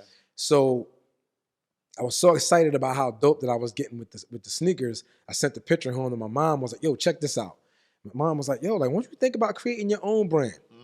And all the sneakers was my own designs. It's just that I didn't have a name for it or nothing like that. Right. So now I'm like, man, I'm going to go back. I'm going to start putting logos and stuff on it. I'm just going to create something. So I created the name Bungee because I felt like Bungee stood for all the ups and downs that was going on in my life. You know what I mean? So it's down, up, down, up. That's how my life was. Yeah. You know what I mean? One day I'm in the Bahamas on a tour, and then the next day I'm in jail. Yeah. You know what I mean? One day I'm in Atlanta performing. Next day I'm in jail. So like that's kind of how my life was. Yeah. So I did that, and then I started thinking, okay, am I gonna put Bungee sneaks on here? Am I gonna do Bungee apparel? And then I was like, well, the rapper in me ain't gonna let me do that. So let me go ahead and start trying to find different ways that I could say apparel. So then I started going to the library, started going to the law library, started looking up different synonyms for apparel, and then I started looking into other languages. And then I found oblečení, which is a Czechoslovakian word, but it just means apparel. Okay. So I'm like, damn, Bungee oblečení sounds dope. Like, for sure. You know what I mean? So after that ended up happening, everything I'm sketching is Bungee oblečení. And the name just kept sticking to me. And I'm like, all right, now I need to figure out how to run this business if I get out and do this. So now I'm calling my mom like, Mom, I need some business books. Can you show me how to create a business plan? At this time, bro, now, you know how it is behind the wall. Dudes be hating. Right. They see you stand out the way. They I'm pretty sure people are talking about you can cut and you can draw now. And I was the producer. And you're the producer. You know what I mean? So are you having any difficulties with anybody like throughout? I had my fair share of haters, but everybody kind of left me alone because of what I brought to the table. You know what I'm saying? Because not only was I one of the nicest barbers there, I had a store. You know what I'm saying? So everybody was coming to me to get food and cigarettes and all that. On top of that, I made beats. So I had 50 dudes that was out there that was down with me heavy. You know what I mean? And I wasn't affiliated to nothing. Gotcha. You know what I mean? So it was like everybody kind of was cool with me because they wanted them haircuts for them visits. You know what I'm saying? So it was like, I didn't really have like any Switzerland problems. for real. Right. So, and you had the leverage. And then on top of all that, I started customizing the white on white sneaks that they sold on commissary. So like I would get like little paint and stuff off of commissary, and I started painting shoes. Because you had that business. So I started doing that because I had the business on the street. Right. So now dudes is coming to me trying to get their sneakers tossed up. I got cigarettes, I got food, I got haircuts. I'm doing razor and combs on the block. So I'm doing all kind of entrepreneurial stuff in there. So everybody kind of left me alone. But I did have a situation that me and my old celly was just laughing about it the other day. My celly Black, he from New York. He actually from Harlem too. Oh yeah. Yeah. So he ended up calling me the other day, and he's like, "Yo, remember when what was the boy's name? I forget whatever his name was. He was like, yo, remember when the boy was clowning you for your sneakers? And he was like, yeah, man, fuck boy. He in there sketching sneakers. I can sketch a sneaker. And the boy made something look like it was like something Fred Flintstone would have worn. Yeah. I'm like, bro, it's not that easy to do what I'm doing, but okay, you got that. And I never really fed into it. Yeah. So like he was mad for some reason that I was sketching, but I ain't really go no further than that. But anyway, after all that ended up happening, I just kept doing my time. And as I was doing the time, now I have hundreds and hundreds of designs. You know what I mean? Those sneakers that Ash has on, I designed those when I was in jail. You know what I'm saying? Yeah, that's crazy. These sneakers I have on right now, I designed these when I was in jail. You know what I mean? So when I came home from jail, I had a full business plan. I had hundreds of designs. I had glasses. I had clothes. I had belts. I had shoes. Everything you could possibly think of. Where does that mindset come from, though, right? Because, like, throughout your story, so a couple of things I just want to unpack, though, right? Because, number one, and this helped me a little bit because it sort of dispelled sort of like the myth, if you will, or correct me if I'm wrong. Like, you had a strong family foundation. Mm-hmm. You know what I'm saying? You your great grandparents, your grandparents, your parents, right? So had a strong foundation. You did have influences though, right? Because you had a lot of uncles and aunts. During the time. Right. Drugs is a part of that life, so that there's that influence there. So you have this foundation, and for me, that's breaking a myth where I'm thinking that most people who get jammed up is because it's out of necessity, if you will, right? It's out of necessity. It's out of product of your environment. So that's the first thing. But then also, again, how your mind is working is very entrepreneurial. It's very business related. It's very intuitive. Money, money is a major part of your life, and you're attracting it, and you're getting it by any means necessary. So talk a little bit like how did you get that? Like, how did you get where did this mindset come from? I think from a very early age.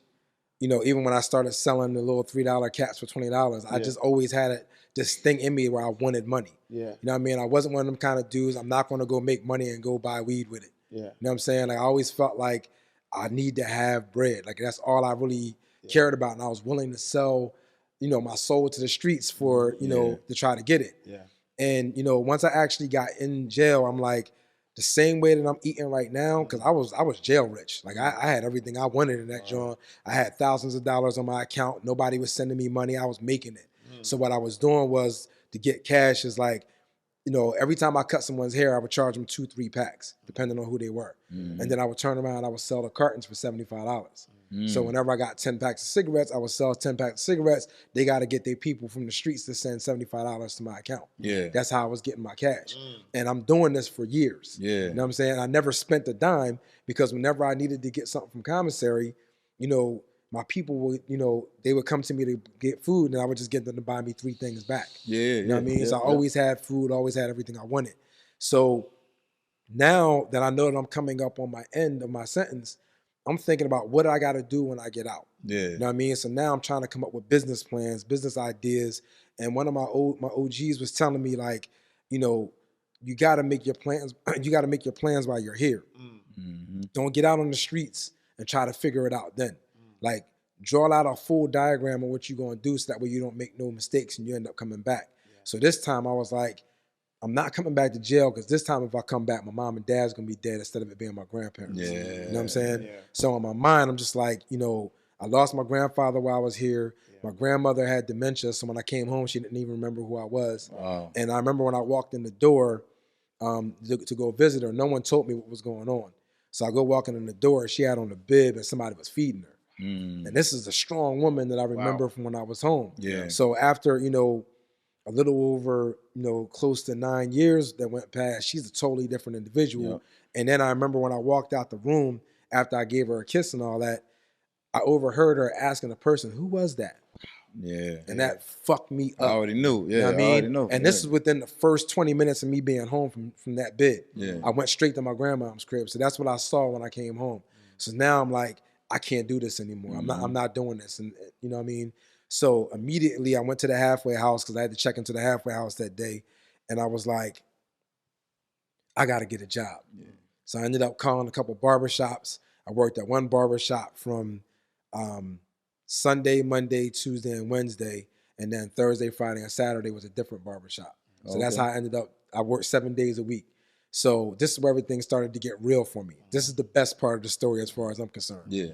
So I'm working at this barbershop. I'm starting to get a couple of dollars, but at first no one was getting in my chair because no one knew me as a barber. Yeah. Like so now they had like, you in that first chair, yo? Yeah, I was in the first chair. The first chair be the weak chair. Yeah. So now I'm like, so now I'm like, whenever the shop get busy, I'm sitting in there not doing nothing. So now I'm like, damn, I got to figure out what I'm going to do. But again, I still came home with a couple of dollars. Yeah. So now I'm like, okay, I'm going to get a couple sneaker samples. I got the sneaker samples and I was putting them in the window because I'm in the first chair at the window. Yeah. So I would just sit in the barber chair and I would just daydream about what I could fix on these sneakers. And this one particular day, this dude's walking past. I seen him when he's walking by. He turns and he looks. He comes back to the window and he's like, okay. And he comes in. He's like, yo, how much are these sneakers? And I'm like, they're not for sale, man. Those are samples. He was like, so you don't have a size 10? I was like, nah. Because you got a size 8? I was like, nah, they samples. I don't have it. Yeah. And he was like, so what is it that you need to be able to get it going? And this is another story that y'all going to think I'm lying, but I'm telling you the truth. Like you said, I'm a magnet for money. Yeah, for sure. So dude ended up asking me, what is it that you need? And I told him, and he was like, you got a business plan? I was like, yeah, I made 3 when I was in jail. And this is all within my first couple weeks of being home. Yeah. You know what I'm saying? Yeah. So he was like, meet me at Starbucks tomorrow. So the next day I met him at Starbucks. I go in with the business plan. I brought the samples back. And, when I go in there, he's looking, he's like, so you only need like $7,000? I'm like, yeah, because I already had the other money. So he's looking at the business plan, the first 2 pages. He's like, yo, I'm going to give you 14. So I'm like, all right, bet. That helped me out. Yeah. So I'm like, but finish reading the business plan. Yeah. So he goes through the rest of it. He says, yo, I'm going to give you 20,000. That's crazy. Right? And he's still not all the way through it. He's just Yeah. kind of skimming through it. By the time he got to the end of the business plan, he said, yo, I'm going to give you 50,000. Real talk.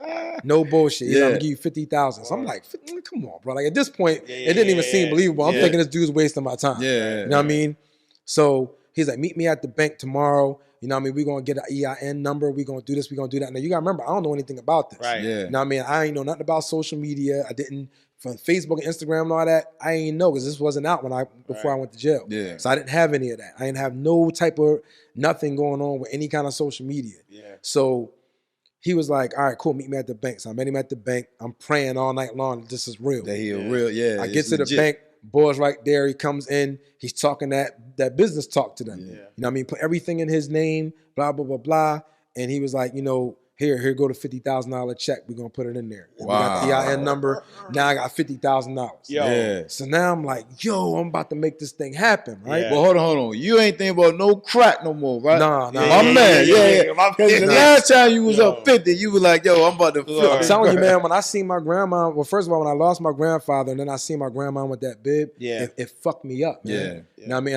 And like all I kept thinking was my mom and dad is going to go through this and I'm going to be in jail. Yeah. And I didn't tell y'all I'm the only child too. Oh, okay, So it's okay, like okay. if anything happens to either one of them, I'm the one that takes care of them. Yeah, You know what I'm saying? yeah. So I'm not going out like that. I gotta be here for my Yeah, people. for sure. So when I got that 50 racks, I'm like, I gotta do the right thing. It never even crossed my mind to do that at all, right?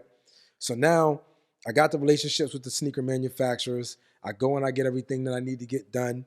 And I got the final samples and all that. Crispy, dope, leather, everything's dope. Yeah. So yeah, let's put this order in. I'm gonna go ahead and grab a couple thousand of these things. Yeah. And as a matter of fact, throw in a couple colors. I got the bread. Let's get that. Yeah. You know what I mean? Yeah. We ain't gonna just do that color. We're gonna do 3 colors. Yeah. Matter of fact, let me do this other one too. Yeah. Let me get 1,000 of them too. Yeah, Right? that's what's up. So now I'm like, I'm a full-blown entrepreneur at this Yeah. point, sneaker entrepreneur. So now I want to say it took maybe 6-7 months for everything to go through. And as the time that this is happening, I'm growing as a barber, so I'm making good money then too. Right. I went from not making anything to now I'm making $300-400 during the week, and I'm making $700 on a Saturday. Yeah. You know what I'm saying? So now my bread is starting to add up. Plus, I still got the business. Yeah. So now I'm like, all right, cool. I ain't worried about no drugs anymore. I got to tell you this side story too. One of my old dudes that I used to not hustle with, because we didn't really like each other. He was a hustler, and so was I. He comes in the barbershop. He's like, yo, man, I know you ain't in here making that much money, man. Like, think about it. If me and you join forces, we can make a lot of money. Oh, and I'm like, bro, like I'm not doing that, man. I just can't afford to go back to jail again. Nah, bro, you don't got to worry about it. Just plug me in with your customers. We go in, you know what I mean? You can just help me cook up some shit. You know what I mean? I got this, I got that. I'll take the majority of the risk. And I'm like, let me think about it, man. So I ended up leaving the shop. I thought about it, and I talked to my girl about it, and I was like, I ain't fucking with this, man. Yeah. I just got the bad energy again. I'm like, I'm not fucking with this. Boy, no bullshit. 2 weeks later, boy got busted in that same drug house. Wow. Sheesh. And he ended up doing like 7 years or something like that. That's wild, yo. And I would have been in that joint. Yeah, if I you- was yeah. in jail. And And you I would've probably been would have did back. 7. You probably did more because you're Hell already. yeah. Yeah, Hell yeah. yeah. That was my third time. Right, and I was still on parole. Yeah. So I'd have been jammed. So I'm like, yo, see, that. that was the sign that I needed to not even think about that. Yeah. So now to move forward, I want to say maybe like 6 months rolls around, and they're like, yo, sneakers is done. We're trying to get them to you, but you got to go through an import-export broker to get them. I'm like, what? Import-export? What the fuck is that? Yeah. You know what I mean? Like, y'all sent them Jones to my crib last time. Like, what you mean you can't do that? Yeah. So all I'm thinking is the sneaker samples that I got, they were sending them directly to my house. Yeah. So I'm like, well, why can't you send them to my house? They was like, it don't work like that. You got to go, you got to get an import-export broker. Y'all got to find some kind of ship or whatever that you're going to send them through. You got to go through a lot of different things. You got to get that. So now I'm like, damn. So now I go through them. Now, let me remind you, I'm thinking to myself, I got 50 grand.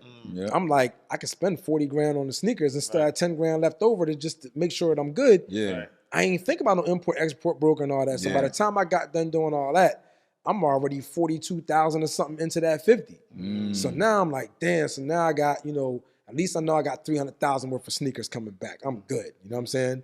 So finally, after, a couple of weeks or whatever, matter of fact, it was more like 32 days or something. I got a phone call from, it was some kind of import thing. What do you call that? Shit, I'm getting a brain fart. What's the name of the people that be checking your stuff? Customs? Yeah, customs. Customs agents, yeah. Customs hit me up and they're like, yo, we got this freight here for you. You new to us, so we got to check this out. You got to pay like $100 a day for us to store it, blah, blah, blah. And then I'm still running out of money at this time. Yeah. So now I'm like, damn. So they ended up keeping my joint for maybe like 4 or 5 days. And then I ended up having to pay import taxes on it.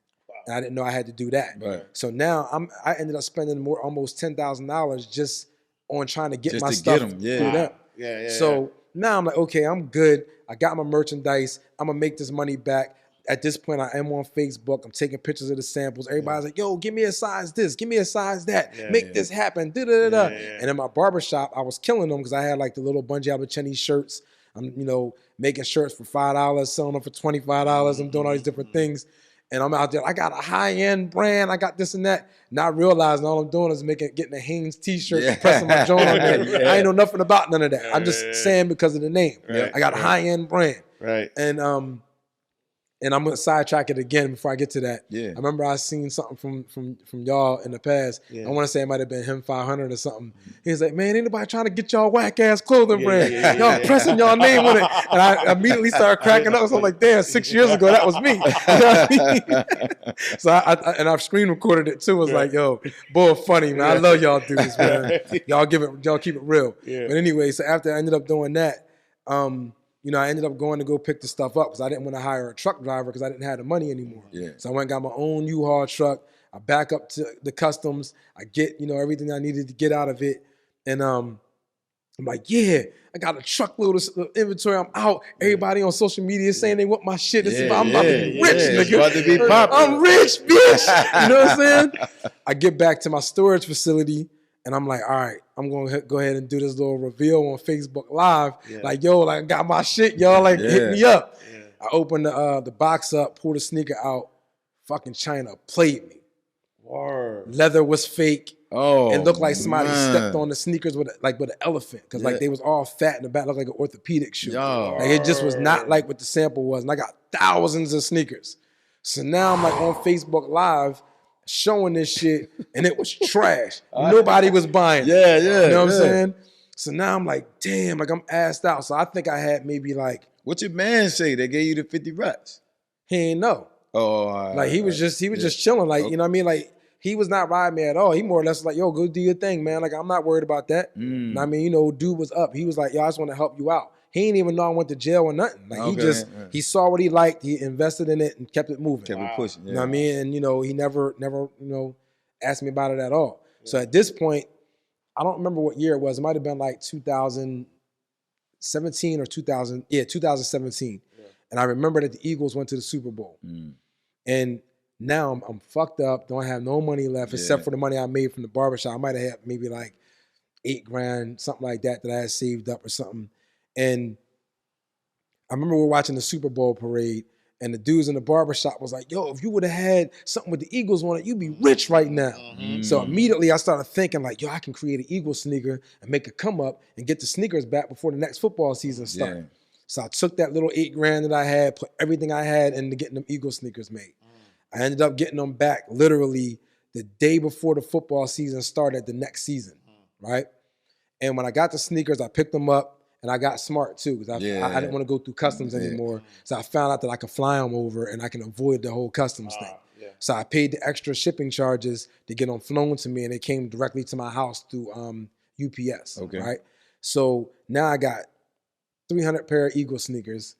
I wake up the next day and I see on Fox 29 that they having some kind of Eagles rally down there, a pep rally. So I'm like, yo, fucking, I'm gonna get this UPS truck, load these sneakers up, and I'm going down there. I had a little wagon. I put the sneakers in the wagon, a couple boxes. I had a sneaker in my hand, and I walked straight up to Fox 29. Everybody's out there partying and all that. And I promise you, man, it was like a scene out of a movie where it was like, I go walking up and everybody was like, yo, what is that? And I pulled it, yo, I got these Eagle sneakers, whatever, right? I was out there for 2 hours. I sold all 300 pairs. Wow. Sheesh. Messed around, walked up out of there with almost 50 grand back. Yeah. You know what I'm saying? Easy. Because I sold the sneakers, they was like $250. Bro, you got a guardian angel or something. Everywhere. Something on your life, bro. Yeah. Because even through and I you know, even like even through all of the ups and downs, everything just works out for you. It did, but I still had to go through all that jail time, and I had to go through a lot of different things, and you know what I mean. But it ends up working out. Yeah. So that's just the beginning of the crazy story, right? So now I make the money back. Now I'm trying to figure out what shoe I'm going to release next. Now I can get back on my grind because now I got the money back. Yeah.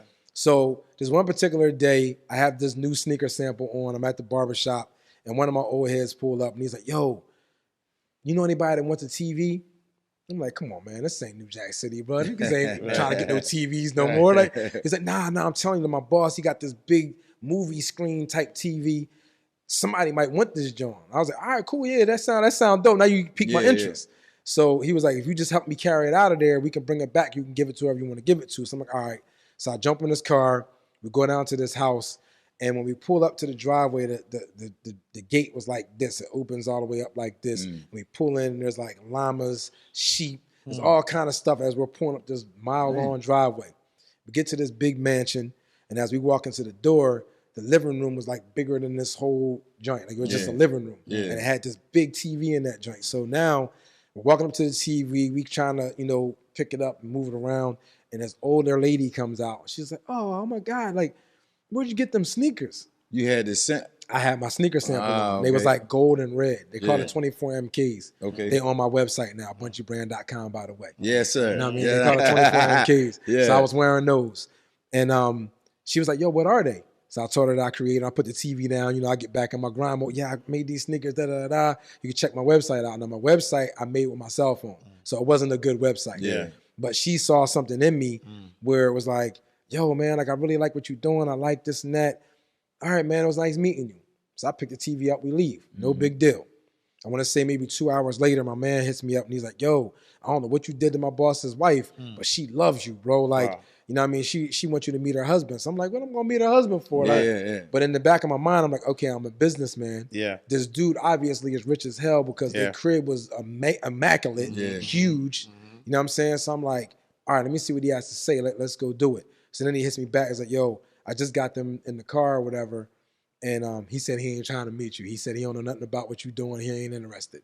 So I'm like, I ain't no sweat out my back. Fuck him. You know what I'm saying? It is what it is. I go back to what I was doing. Yeah. So then maybe like an hour and a half later, he pulls back up to the barbershop with the boy's business card.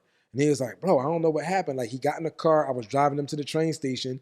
And he told me that when he got in the car, I texted you before I pulled off to tell you that he ain't want to meet you. I get him to the train station, drop him off. When he gets out the car and he says, yo, give your man my card. So his wife dug in his ass when he got back in that car. But he said he ain't wanted to do it. Yeah. So she was like, nah, I want you to meet this dude. So now I want to say it took about a week later. I go and I meet with him. We get inside his crib. And I'm still just amazed at how big this house is. Yeah. Like I'm talking about it's huge. I can't believe people live in something that big. You know what I mean? Yeah. So after that ended up happening, he was just like, so what is it that you do? I told him what I do. And as I'm telling him my story, he's just super intrigued. Like he's super tuned in. Yeah. And he was like, what you go to jail for? So I started telling him I went to jail for. And I was like, matter of fact, I might as well just tell you everything because you're probably not even going to want to talk to me after I tell you what happened. Yeah. And after I told him, he was like, you ain't had no lawyer, huh? And he started laughing. And I'm like, nah, I had a lawyer, but it just ain't work out. And he's like, man, I ain't worried about that. But he was like, I'm not really interested in your business. But he's like, I know somebody that was in your shoes 2 years ago, and today they a millionaire. So maybe I can introduce y'all, and y'all can move on or whatever. So I'm like, all right. So I want to say 2-3 days goes by. I meet them at his office because he had an office. And I walk into the office. I see this older white guy, and I'm thinking, okay, this must be him. Yeah. And they walk me into this this conference room. So as me and this guy's in the conference room, I'm waiting for the dude that's going to introduce us. He wasn't there yet. And we just in there small talking about football and all that. And as we're doing that, people are coming through the back door. Now the conference room is huge too. They had 2 entrances to it. And it's like this one long table that had like 50 seats, 25 on each side. So as I'm talking to this one dude, people are coming through the back and just taking a seat. Okay. So I'm like, who the hell are these people? But I just kept talking. How you doing? My name's Daryl. Nice to meet you. And they all just came and sat down. Right after everybody kind of got seated, introduced themselves, Bob, which is the dude that originally got me to come there, comes walking in. I see everybody met Daryl. Y'all in here giggling and laughing. Did he tell y'all his story? And they was like, nah. So then he was like, well, tell him how you started doing this. So I started telling them I was incarcerated. I'm just letting y'all know. I don't want to waste anyone's time. If you guys have an issue with it, I'd rather just get it out in the front. Yeah. And then they was like, nah, just let us hear your stories. So I told them the story, how I created everything, got into full detail, showed them my sketches and all that. And they was like, you interested in telling your story? If we got behind this? I'm like, nah, I don't want to tell my, this is embarrassing to talk about me being in jail. And they was like, nah, like we really think that you got something here. And I'm like, by telling my story? Like, you don't think that's gonna make anything worse? They was like, nah, man, like we want to get behind you, but you got to tell your story. So I'm like, all right, if it's that deep, I'll tell the story. And at the time, I still don't know what's going on yet. Right. So as I'm telling them what I did, there was a lady that was back there that was fact checking me. So every time I would say something, one of the dudes that was up front was like, yo, looking back, and she was giving the thumbs up. So she was fact checking me. I didn't know that she was doing that. I didn't know what the thumbs up was. I didn't know any of that. They're giving signals to each other. I didn't know. You just in tune and talking. So then they like, well, tell us more about your brand and how you came up with it and all that. So I started telling about the Bungee brand, Bungee Alcini, how I came up with it, ups and downs, all that stuff, and how I started sketching. And when I got done doing that, the dude that was across from me was like, I'm in. Like that's all I need to hear. I'm in. So then Bob sitting next to me is like, well, what about you guys? And they all went around the room. There was 14 people in the room, and then that one lady. All 14 people was like, yo, I'm in. I'm in. Come to find out I was in a real live Shark Tank and didn't know it. That's crazy. Every single one of them, all of them was investors except for one financial person and one lawyer. Wow. And he was like, so how much money do you need? I was like, I only need like $7 grand. He was like, $7 grand? That's the same reaction they gave me. Like, man, you crazy. Like, we gonna put you with the financial boy, man. Go ahead with that, man. We gonna put you with him. So then I ended up getting with him, and I worked with this dude for like a week. And the thing that's crazy, before I even get to that, once I got done that presentation, they came around. They was like, yo, man, like most people fumble the bag when they be in situations like this. You was cool, calm. You know what I mean? You told your story. It was a beautiful story. Hopefully you get everything right when we get behind you. And let me remind you, it was all white people, not one black person in there. I was the only black person in there. Wow. So after that ended up happening, I get with the financial dude. Financial dude's like, yo, you're going to need like 1.2 million. I'm like, man, ain't nobody giving me no 1.2 million. Now, let me remind you, I only been home for like a year now. I ain't even been out that long. 1.2 million, da-da-da. So I'm like, man, please. So then I'm laughing. I'm like, man, all right, whatever. Yeah. So then Bob calls me and he goes, yo, I heard you need like 1.2 mil. I'm like, yeah, that's what he's saying, but I don't really know. Like, he was like, we gonna get it for you. So I'm like, all right, bet. He was like, so come back to the office. We're gonna give you a check so you can get started. And we all the people that was there, we all gonna raise that 1.2 million for you. So I'm like, you serious? Yeah. He was like, yeah. So I ended up leaving, getting off the phone with him. Next day I go over to his office. They gave me a check for $75,000 from the rip. They was like, this'll hold you over. Go get an office, go get furniture, go get yourself together or whatever. And we're gonna get back to you with the rest of the money. Yeah. So now I'm like, all right. So then after I ended up getting the office or whatever. Question, did they want ownership in the business? They wanted a percentage. They wanted like, it came out to being like, but at the time I didn't know this yet. Right. But it ended up being like 18% or something like that. Word. But they gave me all the bread that I needed. Right. So with that being said or whatever, I go and I'm going to these furniture stores, grabbing furniture, went and got an old cigar factory type spot. And, it was very inspiring. It had the brick walls and all that, high ceilings, the wood, the brick. So everything is dope in my office. I got all this furniture up in there. It was crazy. So as I'm putting my desk and stuff together, one of my homies called me and was like, yo, you been watching the news? I'm like, nah. He's like, bro, we about to shut down. I'm like, what you talking about? You know what I mean? So I turned the news on because I had the TVs and stuff, and I had like 3 or 4 TVs in there, and Donald Trump on there saying we got shut down for 2 weeks. So now after he said the shutdown, like I literally got the check, and then right after that, a couple days later, that happened. Wow. So now Bob's calling me like, yo, we ain't doing that 1.2 million, man. We experiencing something in this world I ain't never seen before. We got to shut down. We can't do that. Yeah. So now in my mind, I'm like, okay, I got 75,000. He told me to go do what I got to do. Right. He was like, we ain't doing nothing else. So I'm like, damn. Like, now I'm asked out again, but at least I got 75. You know what I mean? Right. So now I'm like, okay, instead of me messing this money up, I'm going to pay the rent off for a year in this factory. Yeah. I went and bought some embroidery machines, some sewing machines. I ain't know how to work none of this shit. I just bought it, right? Yeah. Just so I can have it. Then I was like, I'm going to go on YouTube. I went to YouTube University. Of course. Taught myself how to use the embroidery machines, sewing machines. Now I'm in there sewing stuff. I'm sewing clothes. I'm making sneaks, getting sneaker samples. I'm still doing everything that I can. Yeah. And I ain't never leaving this factory. And you doing it all dolo, just by myself. That's because crazy. at the time, COVID was in and it was shut down. Nobody was out. Right. Barbershop was closed. You know what I mean? I'm basically locked in this factory. Because I wasn't leaving. I was like, man, I got a kitchen in this joint. Right. Got food in here, refrigerator.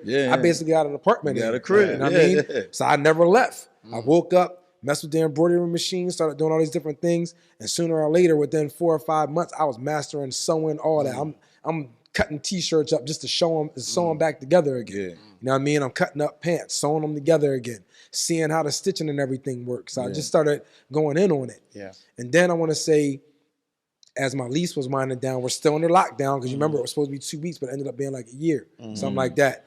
So Bob was like, yo, me and a couple of the investors want to come down just to see what you did before the lease is up. You know what I mean? So I'm like, all right, cool. So they ended up coming down to the office and they lost their damn mind. They seen me. I had sneakers in there with Python on them. You know what I mean? I had, suede, velour. I had all kind it was just crazy in there. So Bob was looking at the other investors, was like, yo, man, like, I don't know if I want to leave this situation. Like, we think that, I think that this dude has what it takes. Yeah. So now with him saying that, the other investors that was there was like, you know what, you're right. Let's go ahead and get this ball on point.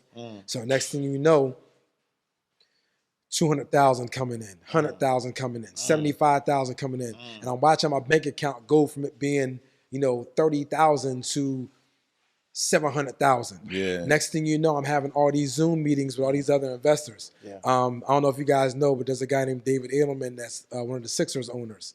I had a meeting with him. He gave me 100,000. Like everybody just throwing all this bread in the pot, and these are all investors, and I still own the majority of the company. Yeah, which is so good. Now I'm like, okay, cool. I got all these opportunities. I got the Sixers that's backing me up. I got Eagles players. I got all these different people that's rocking with me. Now all I gotta do is release a shoe. Right. But it's still COVID. Yeah. Right. So I ended up releasing this sneaker anyway. And I was out in front of the sneaker store. They was only letting 2 people in the store at a time. So even though I was having an official sneaker release, there was maybe 5 people outside and then 2 people inside the store. And as I'm standing outside, this dude pulls up in this van from Channel 3, and he's like, yo, what's going on over there? I was like, yo, my name's Darrell Alston. I got the sneaker company. My release is today. Yeah. So Paul was like, yo, you got a second? I can interview you real quick? I'm like, yeah. So he jumps out the car, and he was like, nah, I ain't gonna lie to you, bro. You're only gonna have about 8 seconds to say what you gotta say, because this ain't really a segment we were trying to cover, but I'm gonna give it to you anyway. Right. So I held the sneaker up. My name's Darrell Alston. I created this sneaker today. I'm releasing it today at Blue Soul Shoes, and I created this while I was in jail. It was over. Interview was over. So now the anchor that was on Channel 3 that was like doing all the other stuff, she seen the segment and was like, oh, she got her own TV show called Chat with Jessica or something like that. She calls me up and was like, yo, like, I got an hour-long show. I want to bring you on my show. I'm like, all right, cool. So I go on the show. And it was over Zoom because COVID was still in. So I did the Zoom, and her show blew up from the interview. Next thing you know, Channel 6, Channel 10, 29, 17. That's crazy. Everybody's hitting me up now. So now I'm like, okay, so I'm doing the show and everything. And then there was another show that was on NBC, and it was like, I think it was called Localish. So I'm thinking locally, I'm doing everything that they coming to me, but I don't really know what these shows are. I just know that I'm on every newspaper. I'm in the magazines. I'm all over the place just telling my story. Everybody's all like, damn, he created this in jail. How do you do that? So now I'm getting all these different questions about how I did it. So this lady, or this girl, it wasn't even a lady, this girl hits me up. She was like, yo, I got a TV show called Localish that's on NBC. Can I get you in? So I'm thinking it's local.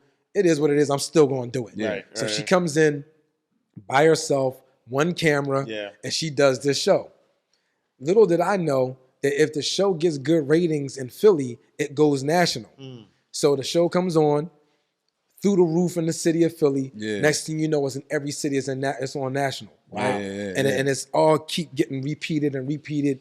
And everybody was coming after me now in every state, Chicago, all these different places. So now I'm like, damn, like Localish did this. So now I'm like, I'm a local celebrity now. Everybody is seeing me on the news. That's why my gloss came up. You know what I'm saying? You said earlier, I didn't look like I went through it. So, but believe me, when I did that first interview, I was looking like I came straight from the streets. You know what I mean? So then after that ended up happening, I got a phone call from Inside Edition.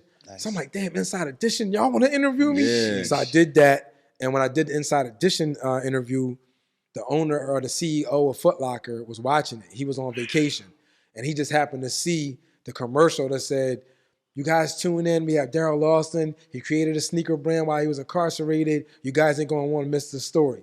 He said he was on his way out to go to the beach or whatever with his family, but he stopped to come back to see what it was. And once he seen my story, he got his people to reach out to me, and they gave me a deal at Foot Locker. It was just that quick. I didn't shop the Foot Locker. I didn't do nothing. They called me and was like, we want to put you on our store. Yo, listen, y'all watching this right now. That's crazy. If you, and I don't, so I've been trying to find out the source of all of your blessings, right? Because again, I'm not saying that being incarcerated and all of the things, the tribulations that you went through, are not, devastating things that are things, things that you don't want to go through. But just again, the Bungee, right? Watching the ups and downs and watching everything that you've been through, and honestly, your energy around how you're telling the story and how everything starts to work out is why we're doing the show. It's refreshing to kind of see that despite it all, having good energy, having a positive attitude, understanding that, really just being in motion and allowing the universe, God, whatever you believe in, just put you in the right places at the right time. And not necessarily just being a victim of your circumstance, right? Because a lot of the people who, like you've messed up a lot, bro. For sure. Yeah, like you've messed up a lot. Consistently. Like I'm talking about like to the point where you got no reason, right? Like you got no reason to mess up as much as you messed up. Right. Yeah. But the blessings don't stop. And I hope as people are listening to your story, like they realize that, right? It's just crazy because I ain't even get to all the blessings yet. Like it got bigger and better than that. Keep going. I think your response to Yeah. your trials Yeah. is a big piece that I want everybody to pay attention Yeah. to too. Yeah. Because you have not once said, I had this woe is me. Oh, nah, I never like, did that. like your response is like your response to I looked at it like I'm down, but I'm right back up. everything Like, that bro, I did- you right a back up. teenage to be honest with you, I don't hear about that as much, right? Like whenever you hear about teenage parenting, you think about a teenage mom. Right. Yeah. But bro, you had a kid at 14. Yep. Like by the time you went to jail at 19, you got 3 kids, bro. Right. Yeah. That's crazy. It is. That's crazy. Yo. That's crazy, yo. So after that happened, now we're launching our sneaker at Foot Locker, but it's still in the middle of COVID. So nobody's really allowed out like that, right? So I mean, no, people are allowed out, but everybody's all masked up. You gotta stay 2 feet away from Atlanta each other. ain't shut down, I don't think. Houston ain't shut down. So Well, our place was shut down. Yeah, Baltimore was dead. Maryland was dead. Yeah, so we go to the King of Prussia Mall, which is the mall around my neighborhood. And that day, I'm like, yo, I finally made it. I got the Foot Locker. This is what I needed. And the whole time, I'm like thinking I'm going to see all my peoples. Yeah. And everybody was calling me like, yo, I can't make it. I can't make it. I can't make it. I can't make it. So I'm like, damn, man, I'm in Foot Locker and I don't have none of my people here, right? Yeah. So I'm like, man, it's not going to happen. So I ended up getting a phone call from a publicist, and he was like, yo, are you interested in doing any customized shoes? I was like, nah, man, I ain't customizing no shoes, man. I'm trying to get this Foot Locker thing in motion. So the Foot Locker thing didn't happen. I'm just trying to tell you what happened prior to it. But we're like maybe like a week or so away. Yeah. So he was like, you sure? And I was like, nah, man, I ain't making no custom shoes. So we hang up the phone. He calls me back and he was like, yo, man, I don't want to keep bothering you, but I think you need to think about making these custom shoes. I'm like, why do you keep asking me? Like, who wants me to make custom shoes? Yeah. He was like, Nick Cannon's doing a show and they want to know if you can do, or Fox 29 wants to know if you want to do custom shoes for Nick to give him as a gift. And I said, well, if I can give the gift to Nick, I'll do it. Yeah. And they was like, all right, cool. So now Fox 29 was like, yo, Nick's coming to town in 2 days. I had 2 days to customize these shoes. So I ended up customizing the shoes, and I got my team. It wasn't just me. Yeah. And we all got together. We put the shoes together. I put Nick Cannon's face on the side, made out of leather. You know what I mean? And we had the name of his TV show and all that on there. And we boxed them up, put the big ribbon on there, and I went to Fox 29. So now Nick Cannon is like guest hosting the show on Fox 29. And I'm over there waiting to give him this gift after the commercial break. But he keeps catching eye contact with me, but he doesn't know what I'm doing. Yeah. So I get on the set with him. He's over there. The woman was in between us. And I'm sitting there with this box. And he's kind of looking at me like, what the hell is this dude doing? Yeah. Long story short, I ended up giving him the sneakers. And then, as I'm giving him the sneaker, or before I gave him the sneakers, they was asking me about my story again. So I'm like, yeah, I'm about to launch these shoes in Foot Locker, blah, blah, blah, blah. And I ended up handing the box to him. Nick falls in love with the sneakers right there on the set. He hugging me. This is the best gift I ever got in my life, and blah, blah, blah, blah. And after we went to commercial break, he follows me to the side of the stage and was like, yo, like, I'm trying to get you on my show, man. Like, what I got to do to... I'm like, Nick, come on, man. Like, he was trying to Varnell Hill me right now. Yeah. Remember how Varnell Hill was on my... You was in L.A., you be on my show. You know what I mean? So, like, man, you ain't going to Varnell Hill me. And he busted out laughing because he knew what I was talking about. He said, yo, I promise you, I'm going to get you on my show. I'm like, man, all right, Nick, here go my number.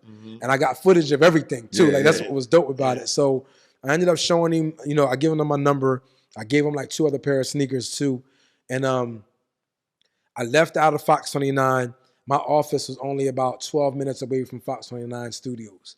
Before I pulled into my parking lot, Nick Cannon's people was calling me on the phone. Yo, can you come to New York, to Harlem? You know what I mean? Because, he got a show. He's trying to get you on the show, but we need you to come on Monday. And this was like Friday. It was something crazy like that. So I'm like, hell yeah, I'll get there. You know what I mean? Same way I did y'all show. I got came straight to ATL for Philly. No, I don't play around with my grind, right? So anyway, I ended up going to Harlem. I went to his show, and Nick treated me like I was a superstar, bro. Like, he was the coolest dude I ever met. Yeah. And we just rocked out. Our relationship was still good. Like, that's my man. Nice. And I'm thinking I'm just going to get a little 2-3 minute segment like I've been getting on all these other shows. Yeah.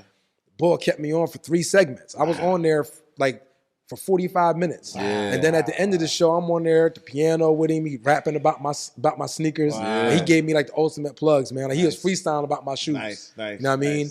So after that ended up happening, we did that, and then we had to do the Foot Locker launch, right? Because the Foot Locker launch was literally right after we taped that show. It was like the next day. Now, nobody saw the show because it wasn't live. It was taped. I go to Foot Locker. Everybody's canceling on me. I had Power 99, DJ Diamond Cuts. Everybody was going to be there DJing. It was going to be a big deal. I walk into Foot Locker. Everything that we planned is off. The mall doesn't want us to do it. They didn't want a whole bunch of people in there. I think it was because they didn't want, you know, they looked at my background and was like thinking they was going to get a whole bunch of jail people. You know what I mean? They didn't want all that. So they shut the radio station thing down. My people was just canceling. So I'm in that joint straight like, damn, I got my first opportunity and nobody's going to be here. So I'm sitting there kind of talking to like one of my homies that did make it. And my one of my assistants came up to me and they was like, yo, like Foot Locker just said that you only have 30 seconds a person.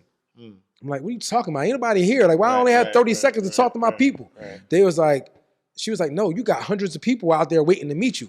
I'm like, what? And I couldn't see it because like where I was at, I can only see into the store. I couldn't see behind me. And then there was a window and it had my banner and all that stuff up. So I couldn't see. So every 30 seconds, people coming in, taking pictures with me. I'm signing autographs. Like, it was just a crazy joint, bro. Even with all the negative things that happened, even the security being all over the place on us, hundreds of people came out to support me, man. It was like hundreds of people I didn't know. People was driving up from Detroit.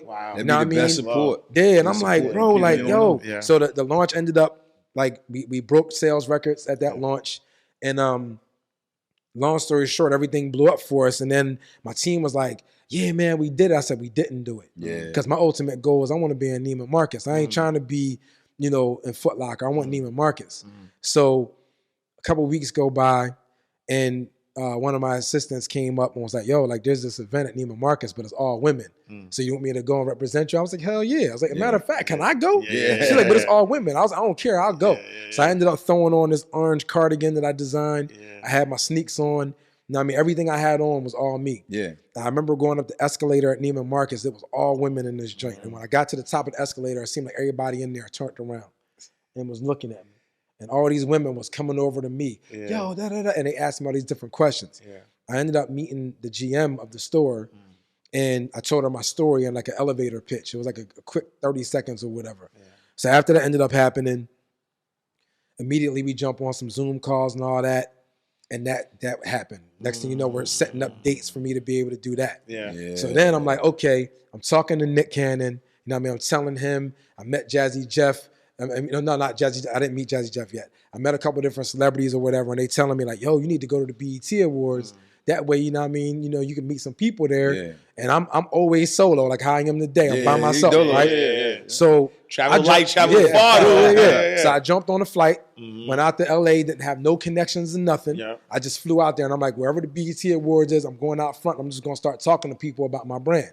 So I get to the airport. This is like, I didn't release it Neiman Marcus yet, but we had the plans of releasing. We had a date for it. So I'm in LA. I jump in a rental. I'm driving, and it says, yo, if you want to be a part of everything that we have going on BET backstage, all you got to do is log into the website and sign up for some free tickets. So I'm like, bet. You know what I mean? So I signed up for the free tickets or whatever. And one of my other homies was there, Nicole Purvey's dad. Rob Purvey was out there. So I called Rob up, and Rob was working with me. Rob was my connect to get to them high-end manufacturers. That's how I got to this level that I'm at, because Nicole Purvey's dad helped me. So he lives in LA. So I'm like, yo, you want to go to this BET thing with me? I'm going to sign up for it. And we get there, and I got to rewind it back before I get to this point. I'm in the barbershop. I'm talking to my assistant about marketing. I'm like, yo, whatever we're doing is not working. And one of my customers was in the barbershop and was like, yo, man, you need to tune in to Earn Your Leisure. I'm like, what's Earn Your Leisure? He was like, yo, Earn Your Leisure, they tell you everything. As a matter of fact, they just did this one company, what's that, Support Black Colleges? They just did that episode. So they was like, yo, man, like, you got to check that out because they dropping jewels on that joint. So I'm like, all right. So I tuned into it, and they dropped so much jewels. I watched every single Earn Your Leisure episode, right? So now I'm like, yo, like, these boys is it. Like, I never even knew about it. Bruh, a week later, I'm in LA. I'm going to the BET Awards thing that they had behind the scenes. They had Gillian Wallow, which, by the way, I was locked up with Wallow. Me and Wallow was on the same block at Dallas. Yeah. So I went to go see Gillian Wallow, and then right after that, Earn Your Leisure came up. So I'm like, yo, these my niggas. I can't wait. Yo, I want to see what they got to say. And they was interviewing Nene Leakes. You know what I'm saying? So they was doing an interview or whatever, and I was all looking forward to meet them, right? Because I watched every single one. I binge watched them for a week. Yeah. I'm a fan. I'm a true fan right now. So after it was over, they kind of like pushed them to like outside. So I ran up to Troy. Was like, yo, Troy, man, I gotta meet you, bro. Like, yo, y'all the shit. Y'all the shit. And I was like, yo, I got a brand. I want y'all to check my brand out. And he kind of like pushed him off. And then my man Rob, he was talking to Rashad. Yeah. But they still was pushing him out the side because they was trying to bring the next events up. So now I'm hungry. Yeah. I ain't get a chance to talk to these niggas. I idolize these boys. I need to have a conversation with these boys. Like, cause like for me, it was just when I used to go down my timeline, all I ever saw was girls twerking, seeing dumb shit. Right. Once I got into the Earn Your Leisure thing, I run into Ash Cash. I run into Neo. I run into him 500. So all these dudes, y'all was so educated to me. Like, y'all was talking about things I ain't even know that black people even knew. Because you got to remember, when I'm dealing with these investors, I'm around all white people. I wasn't around no black people that knew all y'all information. So I'm like, yo, like, I felt like I found a new world. I'm up all night watching YouTube, watching y'all clips and going on Instagram, following y'all, checking y'all out. And I'm just a huge fan of all of y'all. And I named all y'all. There was another dude too. I forget the boy that be with him 500 all the time. Brown skin boy, kind of slim. I always forget his name, but there was a circle of CEOs. Oh, you talking about Justin? Yeah. So it was him, Neo, and so I'm watching everything. So all Justin, y'all boys. Justin Owens, Alex Energy, 500 so I'm checking all that out. Mr. 2 weeks out. Yeah, so I'm like, yo, like I can't believe that these brothers is doing this. Like I was in heaven. Yeah. And then I'm like, yo, where are these boys from? Yeah. And then I heard the Atlanta thing. I'm like, yo, like they in Atlanta killing things. Yeah. Then I heard that Neo was from Philly. So I'm like, damn. And then when I talked to Nicole was like, I used to work with Neo. And then I found out that Neo's old boss was one of my old homies that we used to hustle.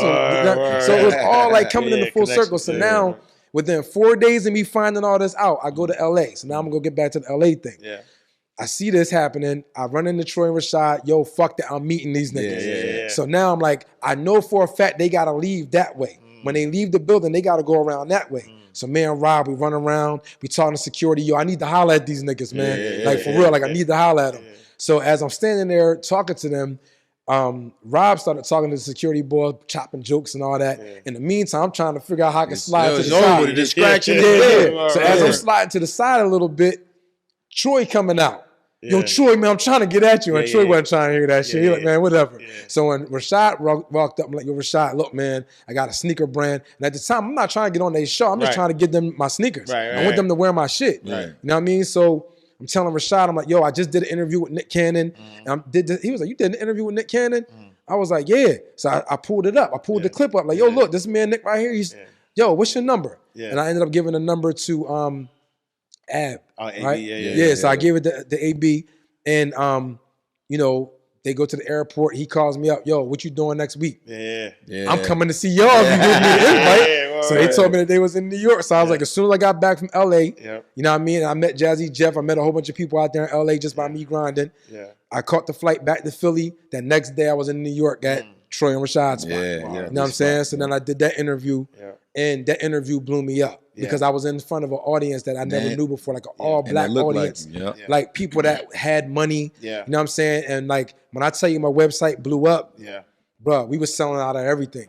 So then I'm like, okay, I need to go to that Invest Fest. So I did Invest Fest where I met you at. And my brand blew up there. So now I'm like, yo, like I finally found my I think Troy wore your sneaker though at Invest Fest. Yeah, well, I met you before that. Okay, gotcha. I mean, like this is before, because that was the second time that I was there. Oh, got you. Okay, I mean, the first time I just ran up on you. You probably don't remember that. Okay. Because I was one of your fans. You know what I'm saying? Okay. So we met twice. Because I remember you backstage. And then Nicole. With Nicole. And that was my second time. That was the second time. So the first time I ran into you before. I ran before that. Copy.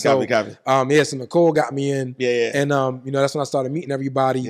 And the grind just got real. And that's when I started to realize the importance of having a black-owned business. Sure. I agree. You know what I mean? Because I never shouted it out. Because I look at it where it's like I make a business for everybody. Yeah. Right. But I realized how deep that black-owned business was when I ran into y'all. Yeah. You know what I mean? Yeah. So after that ended up blowing up for us, I did the Neiman Marcus launch. Yeah. And I was super excited about it. Charlie Mack, I don't know if y'all ever heard of him, but Charlie Mack is big in Philly. Charlie Mack. I mean, beyond Philly, we know he's in Philly, but Charlie Mack is. So he was supporting me. Beanie Siegel was supporting. You know what I mean? Raekwon from Wu-Tang was supporting. There was a bunch of people that was like rocking out with me. So when we ended up doing the launch, you know, I didn't know what was going to happen. Yeah. But we ended up doing the launch, and you know, Neiman Marcus was like, "Yo, like if y'all can get, you know, $10,000 or something, we'll like consider placing y'all stuff in the store." So I'm like, damn, 10 racks. I don't know if I'm gonna be able to pull that off. Like that's a lot of bread. You know what I mean?